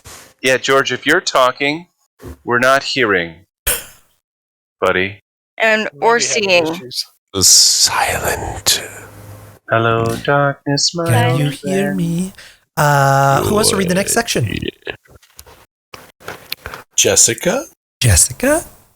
Where did we leave off? Appalachia, day 65. Oh, there he is. Hey, buddy. Wait a minute before anything. Crotch hopscotch and go. There we go. Yeah, there you are. He's like, I'm ignoring you. Okay. We need a little crotch hopscotch in our life. Kenny hasn't seen it. Do I want to? Yes, of course you do. I don't think he can hear us. George can't hear us. There's no way. George either can't hear us or he's had a lot of beer. Doing it on purpose because he does not want to do the. Okay, fine. All right. I'm reading this off my phone. Go for it. Day 65, Appalachia, day 65. 54 degrees Fahrenheit, windy. Legendary Whatever. Get good Scully face. Aw, Scully face. Thank you, Scully face. Scully. Whatever bountiful gods had bestowed upon me an endless supply of dog food whenever I strolled past. Oh, that was a gift song. Sorry, that was Nightwing. Thank you, Nightwing. Life in the waste has become increasingly lonely and desperate. I've been living a meager existence off mole rat chunks, which have a textural taste of moist socks and an odor of unwashed raider corpse. I'd cornered a party of scorched near Morgantown in hope of loot. However, Chad materialized out of nowhere, took all the loot, then shot me in the testicles with a railway rifle. Railway rifle. Must find family and community. To have people to talk with, to build with would be everything. We can be more. It's almost Christmas. Appalachia, day 66. 48 degrees, freezing rain. A slim chance at redemption. It's only been a few months since we first set foot out of the warmth of the vault. For whatever reason, Jake and Amada did not wait for me. Our plan had always been to build a farm and offer care and warmth for passerby. I spotted him dashing across the bridge up in Point Pleasant. Across the bitch. That's F in chat for that one. That's an epic death. It was a bad one. This morning I had begun tracking him. Curiously, he no longer goes by the name Jake. My Pip-Boy indicated his name is now General Penis with a 1. Having seen it, it's not exactly 5-star. My hunger grows. Appalachia, day 67, 50 degrees overcast. Food? No longer a problem. So much has happened in a day. Let me start at the beginning. I set out at dawn, locating General Penis with a 1. Near a fellow Vault Dweller's encampment. He appeared to be slashing at the player's walls and giggling. As I approached, he dashed towards me and began punching me, uttering the phrase, "Fight me, bro, fight me!" repeatedly. After a spirited round of fisticuffs, we both collapsed, worn and tired. We agreed to set out together, finally, after all this time. The Vault Dweller returned to their home, much to our chagrin, and opened fire without a word. Jake shared some strange power with me. Before I knew it, I had set upon her like some kind of wild animal, bestial, primal. I dare not question nor dwell on the line I have crossed. We retired to Jake's camp, playing guitars before the fire, bellies full and questions lost to the night sky. At last, family and companion. Appalachia, day 68. I ate Jake. Also, found some boxes of springs and a plan to add a television to my shack. That looked promising. Must find others. All right. Does George do a good me? George does a good crotch hopscotch. He really doesn't want to do it. He's like, no. Oh, we can't hear you, George. But we want you to do crotch hopscotch. George, your mic. Un momento, por favor. Georgie, can you hear us? All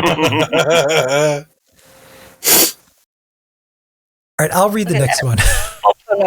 Linda, come in. Appalachia, day 69. 42 degrees Fahrenheit, overcast and damp. Encountered an albino wendigo today. Is that what we're really calling these? After staring at each other awkwardly, I slowly lowered my gun and used the universal symbol for friendship, mimicking projectile vomiting after an evening bender on irradiated old possum beer.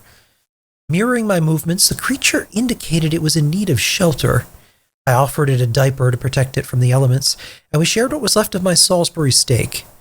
After sharing some quiet contemplation before the campfire, it scampered off without a word. As it disappeared over the horizon into the night, I was left wondering, what the hell did they put in Salisbury steak to make it edible over 2 decades later? Tomorrow, the search for a companion continues. Get good. Thank you, Sandra. 76. Appalachia, day 72. 38 degrees Fahrenheit, freezing rain. I've begun a grid pattern exploration route radiating out from my hovel to more accurately map essentials for survival. Near the horizon, I spotted a gigantic red saucer and picked up a static transmission from a woman named Rose. Call in the dark? The promise of salvation? As I began to ascend towards this top of the world, my friendly albino wendigo materialized, awkwardly inside me. After a brief euphoric moment, when I looked out someone else's eyeballs from the inside, I darted to the side as some sort of quantum fold dropped my diaper-clad friend into reality.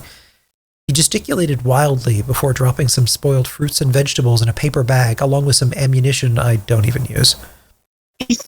While my dark craving insisted I devour this creature for this idiotic gift, my greater desire for friendship prevailed. We exchanged items and approached the shattered ruins of a ski resort. He has made a small encampment of sleeping bags and a fire and produced a grand piano, inexplicably from his rectum. We made music into the full dark.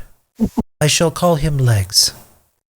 Legs! I know, I gesticulate wildly. Appalachia, day 73. At dawn, we made our approach to the ski resort, a shattered remnant of an old era of extravagance. Almost immediately, strange glowing figures, hunched and frantically mumbling like an enraged serial masturbator, descended upon us. Legs jumped around at impossible heights, jabbing at them with a guitar sword a few times before hiding behind the reception desk. Frustrated, I held my own, laying waste to the throng quickly.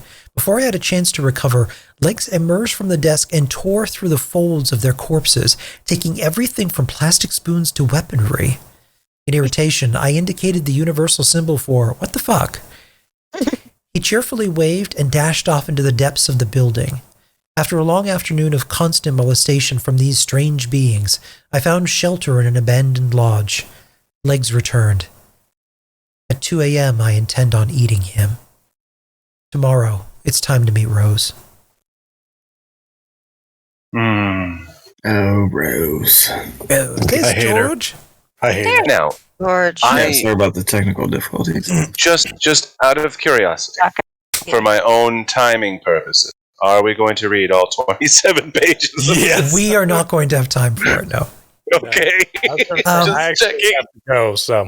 Yeah, why don't we skip ahead to what ended up changing, and I'll briefly describe these, because at some point I do want to properly record these and maybe drop them as a bonus episode for our patrons with proper recording and mixing. But what drastically changed the direction of the show? Oh, kitty.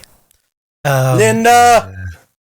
What drastically changed the direction of the show was the relationship that developed between Chad and Susie.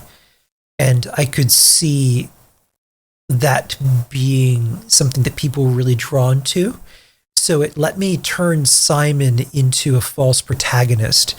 So most of season 1, you're led to believe that Chad is one thing. And very subtly over a long series of episodes, I wanted to slowly get people to like Chad and change their initial impression of him. And I think we were largely successful of that. But in these original stories, Chad is very much a two-dimensional villain figure, with Simon constantly going up against him.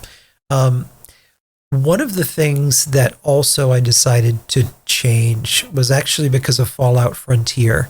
And if you've been in the community, you know a little bit about what happened with that mod. And then people losing it over some of the sexual content in it. In a very funny story. So Simon essentially goes to meet Rose, and in our parody version of her, she is a speed dater who is basically matchmaking people. So she sets Simons up on a series of dates that go horribly wrong, including robots, a death claw. These are dates where he dies, pretty much. And then one morning he wakes up next to a sleeping scorch beast. And he contracts the scorch plague based on that one night stand. And the scorch plague actually mutates, almost like a sexually transmitted disease, into a talking figure named Peter Ennis. Which was originally going to be played by Kevin.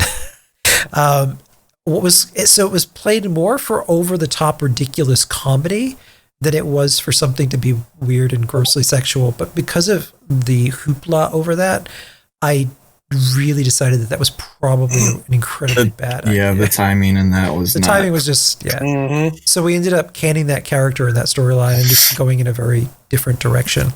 But, chat, that was my first audition was for that character. My original audition was for that character. R.I.P. Mr. Ennis. Yeah, but such a good. Because in the first episode, Kenny, you put in there, when you were talking about the story of Chad and everything, and you mentioned that about how he wakes up when a scorched beast, so it like really pulls and hooks it. You're like, man, I want to find out like what happens in these stories. So, that's one that was definitely when I heard like we had to let it go. I was like, It's kind of like at the beginning of Rick and Morty, how they always show the Cthulhu scene, and they've never shown the actual Cthulhu scene. Yeah. So good analogy. I have to go. Good night. We love you, puffy, sad, sleepy person. Good night, bro. See you, man. Yeah, have a good night. Good night, guys. Night, Clint. I don't even remember what the Peter Ennis voice was going to be. I just remember talking to Kevin early on. French. You told me to do a mix between a very sleazy Frank Sinatra and a German fellow. A German fellow. And if you ask Jessica, that's what I was practicing the whole time. Basically, I came up with a character which we now call Hans as an inside joke. Oh, Hans, yeah. Because Hans absolutely loves Jessica, yeah. Yeah, it was going to be funny because Kevin would just break out into show tunes. And so and the visual of this, a lot of times our stories are dictated by, and I find it hilarious that I'm talking about this in a very artistic way when we're talking about, a singing penis. There was a glitch in the game early on where in certain situations, if you killed a scorched, the head would stay fixed in one position and the body would yeet off into another. Yeah. But it would still be connected. So the result was really hilariously phallic. And I have this... Don't say phallic in front of Scully. I know, say it over and over. But I have this picture that I took in the game of one where I just stood behind it in like the Marine suit, which looks like the gimp suit from American Horror Story.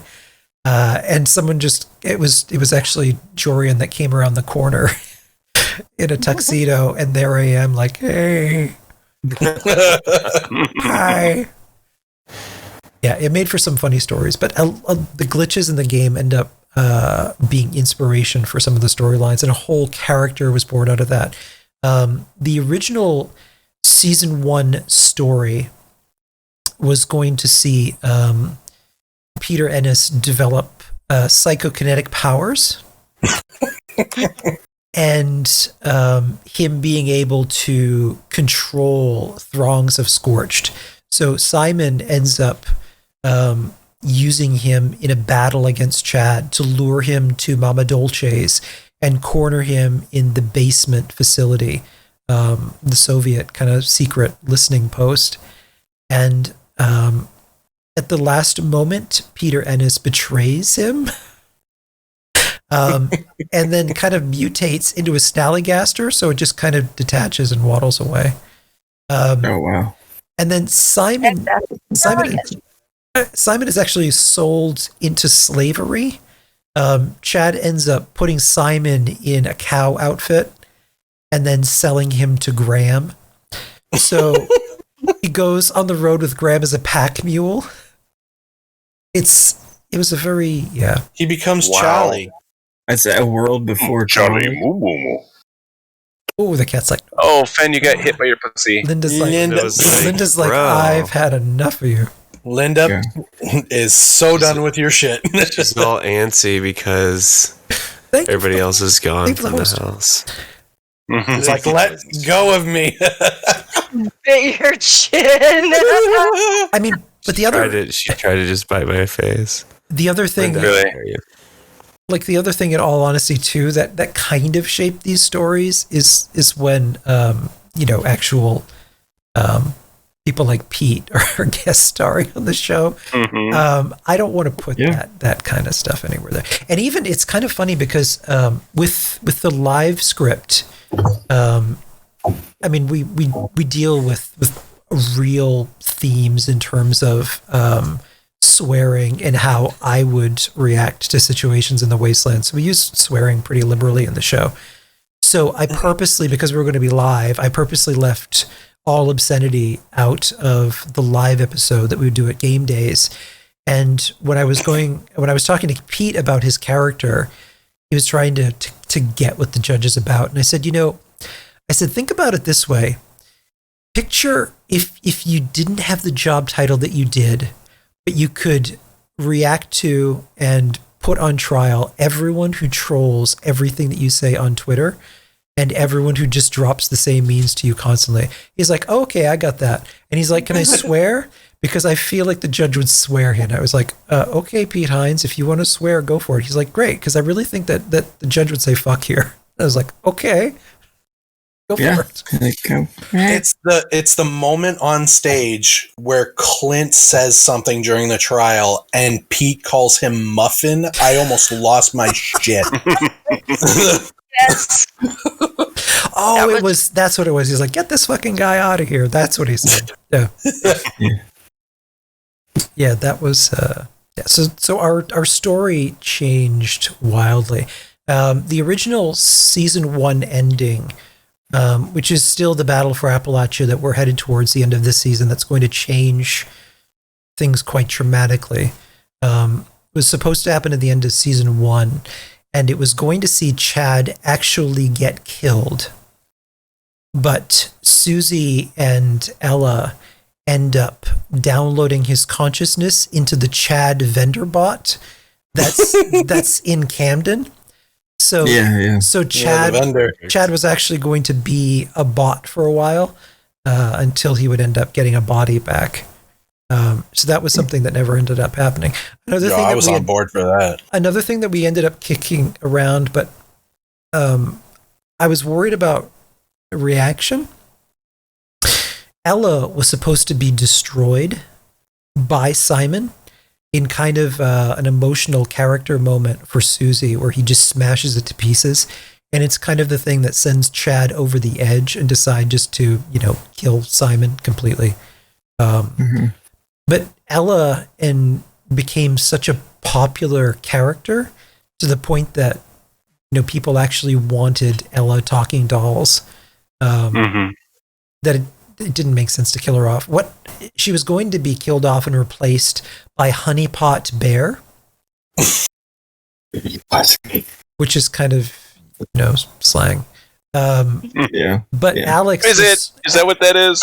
Alex was doing his voice, and it sounded like a really drunk Winnie the Pooh. And if he was still here, I'd do it. But the voice was hilarious for Honeypot Bear. So Chad was going to build Susie a talking teddy bear as a replacement for Ella. But we were all pretty hard against that idea. Yeah, we all didn't want Ella to go. I remember like, hey, can we not kill her off? Can we at least have Brian put her into an Assaultron, and then she can be Chloe at the Good Neighbor? Yeah, no, that would have been bad. Yeah, I thought fans would have been upset about that. Good storyline. I'm sure it would have been great. I mean, but as it is, with Susie being sick and going feral. I get a lot of messages like, if you kill Susie, we will find you. And I'm like, I bet. I know where you live. It used to be a thing where now it's like, you'd be like, well, I'm just going to write the story. Like, if Susie dies. Now it's going to be a thing like the cancel culture is real, Kenny. Okay? Cancel culture is real. And just tread lightly. I know firsthand. Yeah, it's so and I mean, very, very early on, I had contemplated killing off Susie, but no. You're a monster. We're talking. We're talking. You are Simon right now. To be fair, looking at Kenny's writing and looking at my writing, he's got a level head, because I know there's been times where he's had to go through my scripts and he's like, yeah, there's a little too much sexual euphemisms in here. Like we're gonna have to cut that's that funny. That he has to tell you to cut out sexual. Are they all just sexual euphemisms? Well, what? It was the Christmas episode. It was the Christmas episode. Yes. Oh yeah. And Piss Flaps was gonna say something about Santa.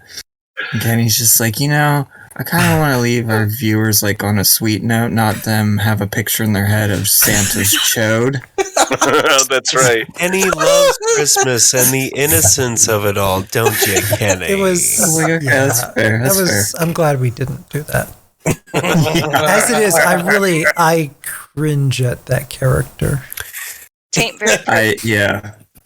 She coming back. Oh well, she actually is. Piss flaps. We call them spinners. Because at the Battle for Appalachia, we'll see every single character that has ever been on the show coming back in some fashion. I'm going to have such a sore throat. You're going to dead Mark. Every single character. I get to do Mama Murmur again? Yeah, Mama Murmur is going to be there. Santa's going to be there with his wife. Mothman. Pete will be there. Mothman will be there. Everyone will be there, yeah.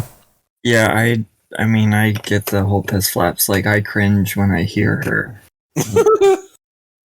You missed earlier. You missed earlier when I was showing where that came from. It was a very early VHS tape that I did. It was a history project on Pearl Harbor. Really? And you're probably like, how did that? How does that translate? It doesn't. No, most of our history projects made absolutely no sense. We just completely goofed off and did whatever. And the teacher's like, "Yeah, this is great, A+." I'm like, all right. Fuck it. It was the way. But I get that because when these guys want me to do crotch hopscotch, guy's such a douche. Crotch hopscotch. Please do it. Right. Do it. You gotta own. Hey, all right, everybody, what's going on? It's Crotch Hopscotch coming to you live. Isn't it wonderful? Now put the blonde, long-haired wig on his head Oh, and a hat. for Halloween. Long hair, yeah. He ate more hair than he spoke that night. Wait, what? What? Yeah. Yeah, there was a lot of hair. George is actually a very good voice actor, but he's been a little shy to pony up with it. You know, I'm just saying. He's a shy little pony. He actually Shy little pony. Shy little pony. Shy little pony. I like that we both did that at the same time. I'm done. I was thinking more like my pony. No, we can't compete with you. Speaking it's not fair. of, Fenwa started singing there, which brings me to this because we are running out of time, and I'm tired. Running out of gas. I'm running out of gas. Mm-hmm. But it's past Kenny's bedtime, folks. Not quite, but almost. by far. Almost. Fenwa actually wrote a ballad for Simon Rex a few years ago that he sent me that we never did anything with. So to play us out now, Fenwa is going to give us. Hang on, I gotta switch on your OBS here, Ninja. Where did I put Once you give me the go, I'll mute myself in here so you don't get that overlap. You know what's funny is I completely forgot what. Oh, here it is. I called it Fenwa. That's pretty obvious. You called it Fenwa. Just give me a thumbs up.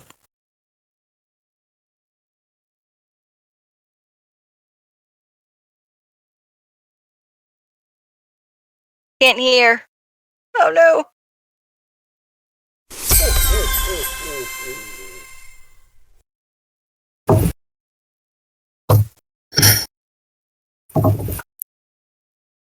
Have you unmuted it? Yeah, there you go. Yeah, it wasn't. I had you on OBS Ninja. That's all right. We'll do it this way. Go for it. Which way? Just over the mic here. For some reason, it's not coming through your OBS Ninja. Hold on then. I gotta turn off the noise suppression. Okay, hold on, everybody. Oh. So when I first joined the cast, which is still so wonderful to be part of all this, I had to do a lot of catch up, listening to the podcast in its entirety, and it was such a wonderful experience because, like, I did it all in a couple weeks, right? Okay, so let me know. Can you hear this? Okay, you heard the guitar. Well, let me lower this just a little bit. Wait, is that as low as it goes? It's as low as it goes. You can go lower. All right. Well, go lower. Let's see here. What are you doing, Mike? Stan, give me a little. This is what it's like when you get squeezed by Fenwa, apparently. Okay. I'm down. He's got quite the kung fu grip there. Can you hear that? All right.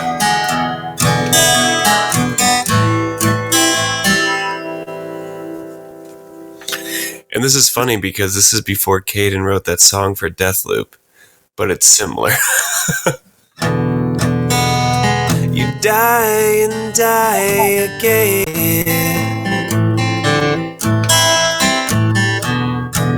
but you wake up in the same land.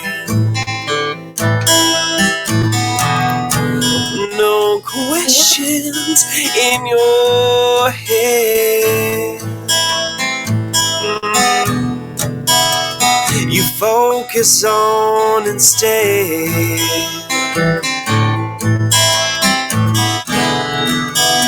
Am I a villain?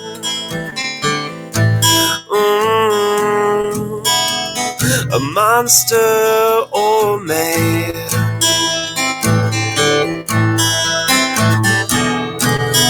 Am I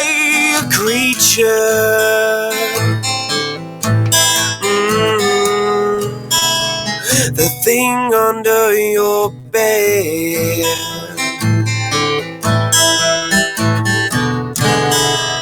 You die and die again.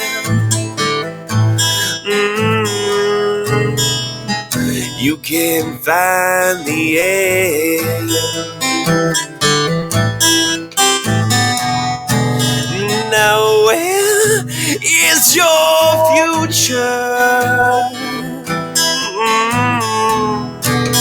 You just dust in a clean tin can. Are you stuck here forever?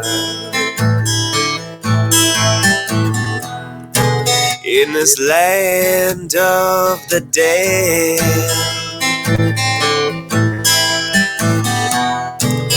You're haunting your teachers and feeding on your friends.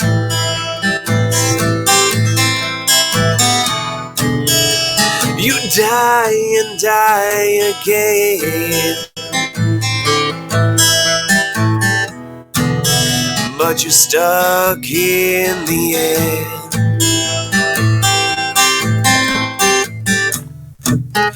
You're losing pieces of yourself.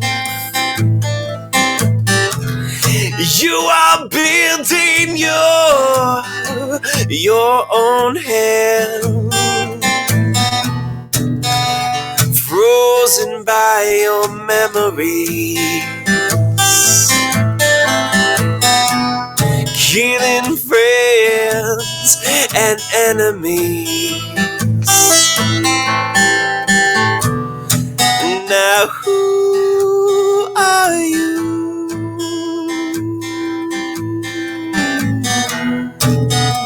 What have you turned into?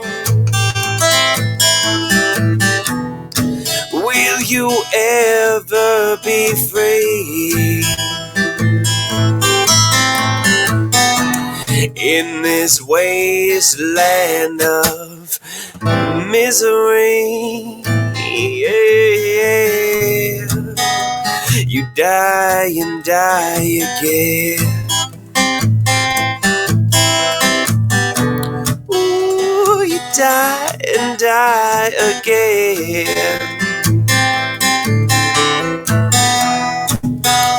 You die and die again.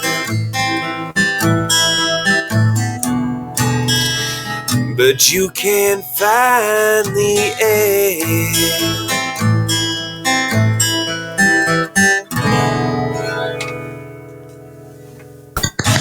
Bravo. That is so damn Very good. well done, man. Thanks. I can't wait to fly in your private jet. Is that a euphemism? Yes. I mean, it can be. Absolutely. It can be, yeah. In that case, I'll be me Little too. Spoon. Yeah, that was amazing. Just for you, I'll be Little Spoon. But I He can. doesn't I can offer work. that to just anybody. I can work on that if you'd like. I would love to add that to an episode. You know, I'll tell you where I would actually hearing that now. That makes perfect sense. Words are hard. At the end of Dark Halloween Part 3.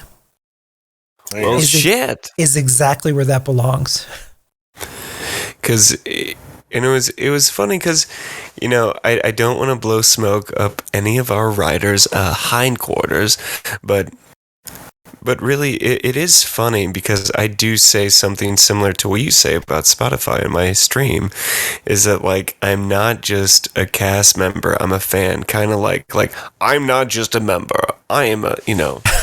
He did the voice. But it's such a pleasure to be part of it, part of something that is a really good saga, a good story taking place in a universe that, you know, we all were introduced in very different ways, whether it's Fallout 1, 2, 3, 4, New Vegas, what have you. And to be part of telling a story in a universe that we've all enjoyed so much, it's And I'm a smaller part, so like being around you all, where you've really been bringing these characters to life since before lockdown, and that's wild, and I can't wait to see where it goes. And I know if you're listening or watching, you should be excited because Ken has big plans in store for the Fallout 76 podcast. It's gonna get wild, and then it's gonna go beyond what you even thought. So stay tuned, you beautiful people. Okay, that's all. I've said a lot. You've said enough. Keep going, Benoit. You had me at hello. Yeah, I could just listen all night. As a matter of fact, I'm just going to go ahead and close, but turn off all my lights. If you could just talk me to sleep, that'd be great. Wait, you live about 15 minutes down the road. I'll be there in about 15 minutes. It's true. Wait, what? Well, yeah, we're Kansas Cityans. I'm going to start trying to play some shows in Westport as soon as I can. Sure. Kenny, if could I say just one thing for you? In that delicate voice, sure. I just need to say this is Kenneth Bigu.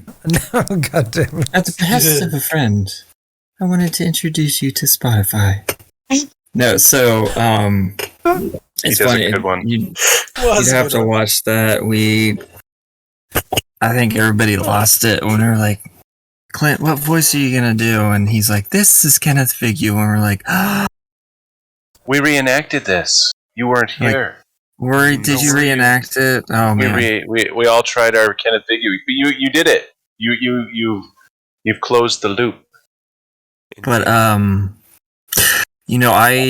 came into this last year, and it's interesting because I was actually a person that I never played any of the previous Fallout, not until Fallout 76. So I was pretty new coming into it. But just kind of to compliment what Fanwa was saying is that, coming into this and hearing the podcast for the first time, I was just drawn in by the stories and the characters. And, it was just like the story was really great. And, but I noticed something like when I started Fallout 76, everybody knows the infamous memes about bugs and glitches and everything, and the game has had its struggles. But it's come a long way. And I would always tell my friends, like, I came for the game, but I stayed for the community because I made a lot of friends there. And, obviously the cast and that knows, personal struggles that I've had over the past year or so. And we've all had our issues. We've all had struggles with the pandemic. And then we've lost people along the way. And a lot of things have changed our lives upside down. But I remember coming into the podcast and just feeling overwhelmed, not only by what was going on and the immense talent of everybody, but really just the love that was here in the casting crew. A lot of people don't get to see behind the curtains. Like, they listen to the podcasts. They know the voices and that, and they might see the faces to match the characters. But genuinely, the people that are behind this, of course, with Chatty Daddy at the helm, there's just so much love and camaraderie. Like, we all come from all over the world, and we all come from different backgrounds and lifestyles. And despite all of our differences, we can put all that to side and support one another and love each other and be there. And really, at the heart of this whole podcast is Kenneth Bigu, and that he's brought these people in and kept positive people here. And it's gone beyond the stories. Like, this has been life-changing for me. And I know it has for everybody else here. So a humble and heartfelt thank you, Kenny. for all that you've done for us and all that you've done for the communities See, out there. I promised myself I wasn't going to cry. Well, you're everyone's big spoon. Yeah. No, for real though, Ken. You know, and with Fallout for Hope coming up, it's just another example. And yeah, for real. I'll ride in your private jet too. Yeah. Let's just get a communal chatty daddy jet, and Right.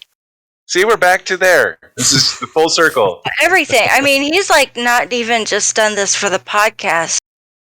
I don't think people know how many other creators that Ken has brought into the spotlight and lifted up. And it's far beyond what everybody just sees in the podcast and the organizing for Fallout for Hope. I mean, he's launched so many people into Bethesda's line of sight, into the community's line of sight. It's not just us. It's not just this podcast. He's really the figurehead now of this community more than I think anybody else. Basically created an entirely new section of Bethesda. Can't wait till he goes and works for him. They should. They should, man. In all honesty, when Ken puts something together, visual with audio, you're like, well, this is like, no offense, dear Todd and dear Beth, but when Ken does something, you're like, this is that next level. Why don't they just go ahead and hire him for their graphics, their audio, their music? He'll get the magic golden ticket from Todd. I think you really deserve it, Ken. And, and it's funny because your story parallels mine. It's not the same, but I took about a decade off from music because of the same things. People shut me down. People in this world, bless them, but they have a way of chipping pieces away from you, especially when it comes to the things you love the most. And to get it back, to build a community around you that sees what you have to offer to the world, not just Fallout, but to the world, man. Like, I want to see you in 10 years. I want to read that Kenneth Vigue novel.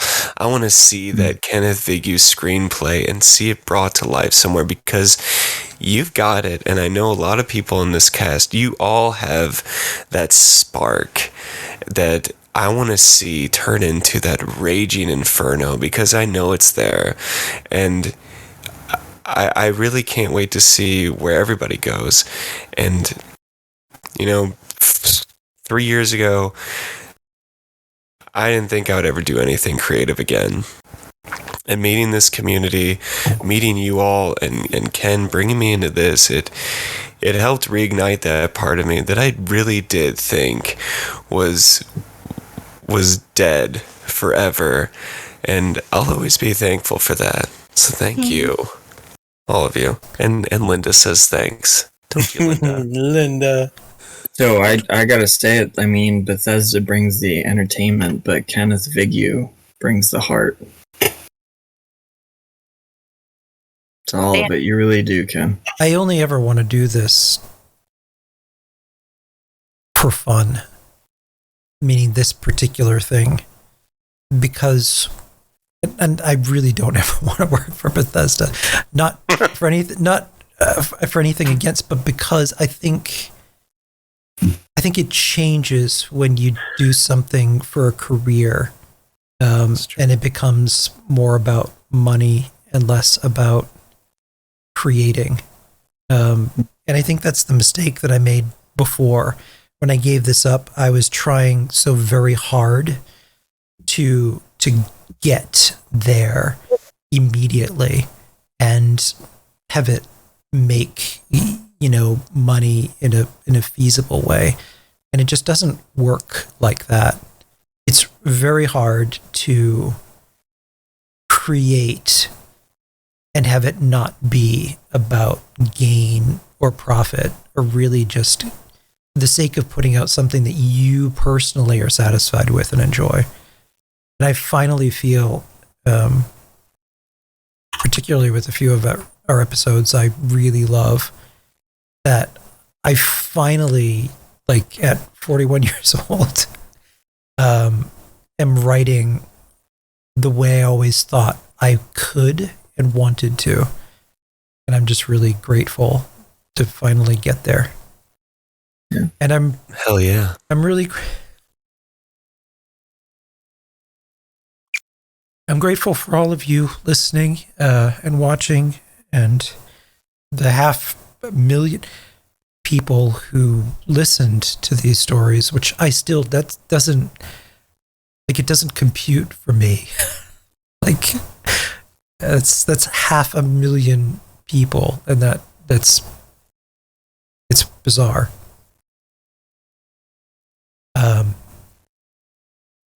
I tend to be a pretty lonely person, and you guys, this community, have given more back to me than I ever thought I'd have again. And to Fenwa's point, it's like reigniting a part of yourself you thought was dead. So I'll always be forever grateful for that. Well, Kenny, we love you, buddy. We're grateful for you. I think what you put out in your stories goes beyond that. You really touched a lot of lives, because not only about the characters that you write, but about you and your character. You've inspired and you've lifted countless lives. So I know it seems bizarre to you to think there's 500,000 people listening, 500,000. But the energy and what you bring to the table is a story that's a little messed up, a little demented, a little dark. But the person behind it brings a lot of love and acceptance. And that's really what the world needs today. People will continue to gravitate towards you. And why it doesn't make sense to me is because we live in a world that is so very cynical. And what Fenwa had said earlier, chipping away at, is very true. And Lord knows there have been plenty of people in my life that when it came to creating something, whether it was a play or a book or a novel or a short story or whatever, and they just don't want you to be successful. They really don't. And oftentimes they aren't even consciously aware of it. But I think everybody, when someone else is successful or someone else is getting the spotlight or getting noticed or getting their work showcased or whatever that is, that's good. And that should happen. We should want other people to be successful and share in that. And it's not a competition. If you're in competition creatively, you're in competition not with them, but yourself. And you'll never, ever be satisfied. You won't. Because it'll always be about beating someone than it is about creating something. And you'll always reap what you sow there. More people should lift other people up and share the spotlight with them and get them noticed when they can be. We see that in this community all the time, because so many other communities, like streamer-wise, they're in competition with each other, and they have so much hate and ire towards, And there's been instances like even there's been streamers before. I talked to a lot of people in the community. I think more than people know about different things and advice and things like that. And from a marketing and branding standpoint, you always have to remember we all are streaming the same game. People are tuning in for you, not someone else. The X factor in all of this, anything creative, is you.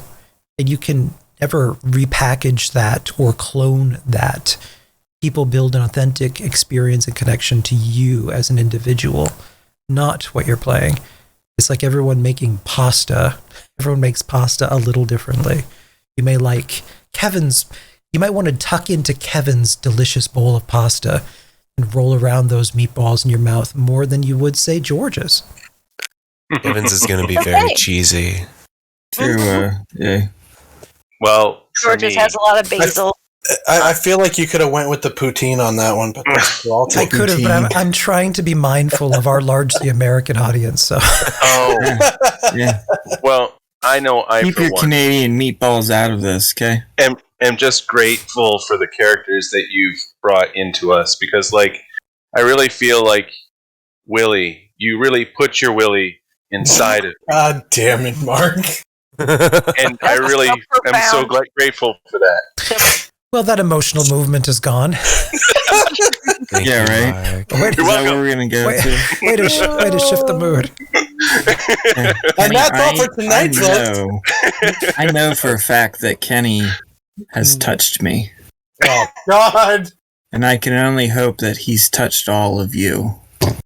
So about that cancel culture, But for real, what Ken is touching on is it's funny because it's something I talk about often. Is in the realm of content creation where you are all competing for an audience, and like as a musician, it's one of those things where I feel very uncomfortable by the spotlight. But in the sense, you need people to pay attention to it to be successful. But how do you approach that?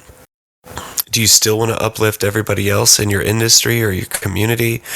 And whether or not you do says a lot about you as an artist, a content creator, or even if you're in a different industry altogether, like marketing, let's say, right? And how do you do that? Who are you? And I think something we've all talked about and touched on, I've been in a lot of MMO RPG communities, and not one has ever compared to the Fallout community. It's not perfect because guess what? Humans are involved. Nothing we do is perfect, but I really think it's one of the best places for people that want to support other people, whether it be a podcast like you've done with the other podcasts in the Fallout 76 universe, or somebody creating a machinima, somebody who just wants to post videos of their camp building or photographs of what they're doing out in the Wasteland, or some of the wild creations we've seen that really stretch the bounds of what you thought was possible in a game like this. I love it when we're all supporting each other, because why not? Right. We only That's have the point. why not to gain, right?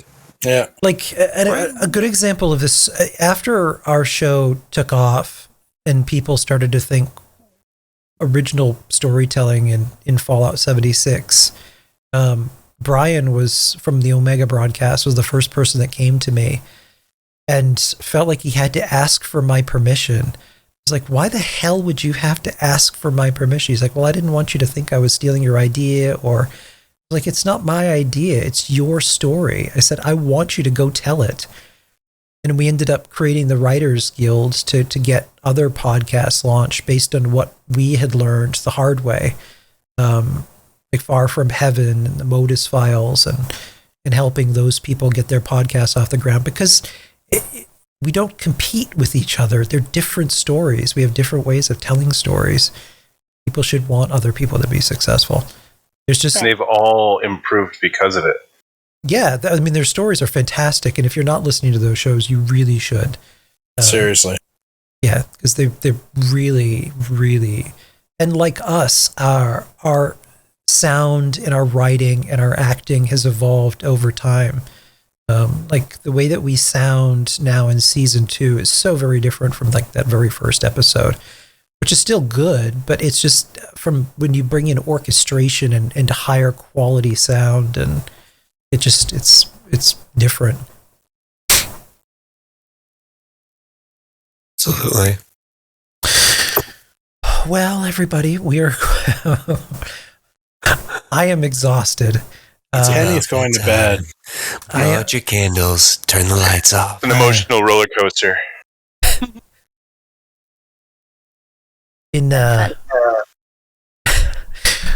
playing us out now. Fenway to. No, That was a while ago. It was an hour ago, man. We already did that. Yeah, we did that. Encore. And now for a very special number going out there from Mr. Fenway Turian to Carter.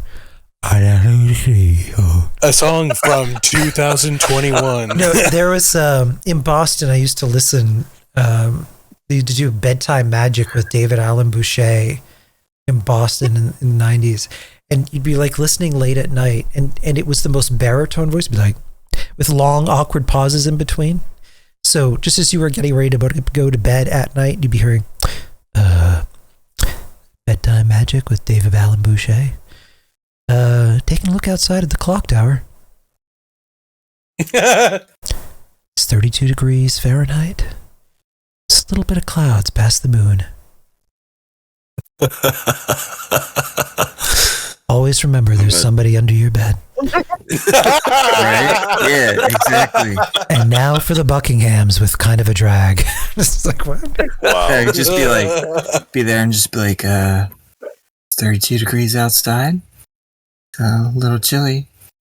I see, Kenny, you decided to just wear shorts to bed tonight. That's, I don't know if you're going to make it. Just make sure you cover it. Do you need me to get you an extra blanket? I got one in the closet next to me. Oh, you should have checked the closet before you go to bed. now, Gin and Juice by Snoop Dogg. Turn the stove on. All right, let's. We're going to pass this party on. Everybody in chat who's watching us, thank you very much. I think most people have stayed here throughout, which really thank you for joining us for this party. I'm really honored that you all joined us. We are going to pass the party on to, let's see who the hell's on here. Ooh, let's bring this on to the next best party in the Wasteland. We're going to head on over to Ma Tater. If you're not following Ma, she is like everyone's mother. She is the ultimate Ma. Grab yourself some tea, sit on the porch, spell. She's lovely. Let's rate her now. And again, thank you all. Thank the cast. 500,000 listens. We'll be back when we hit 1 million.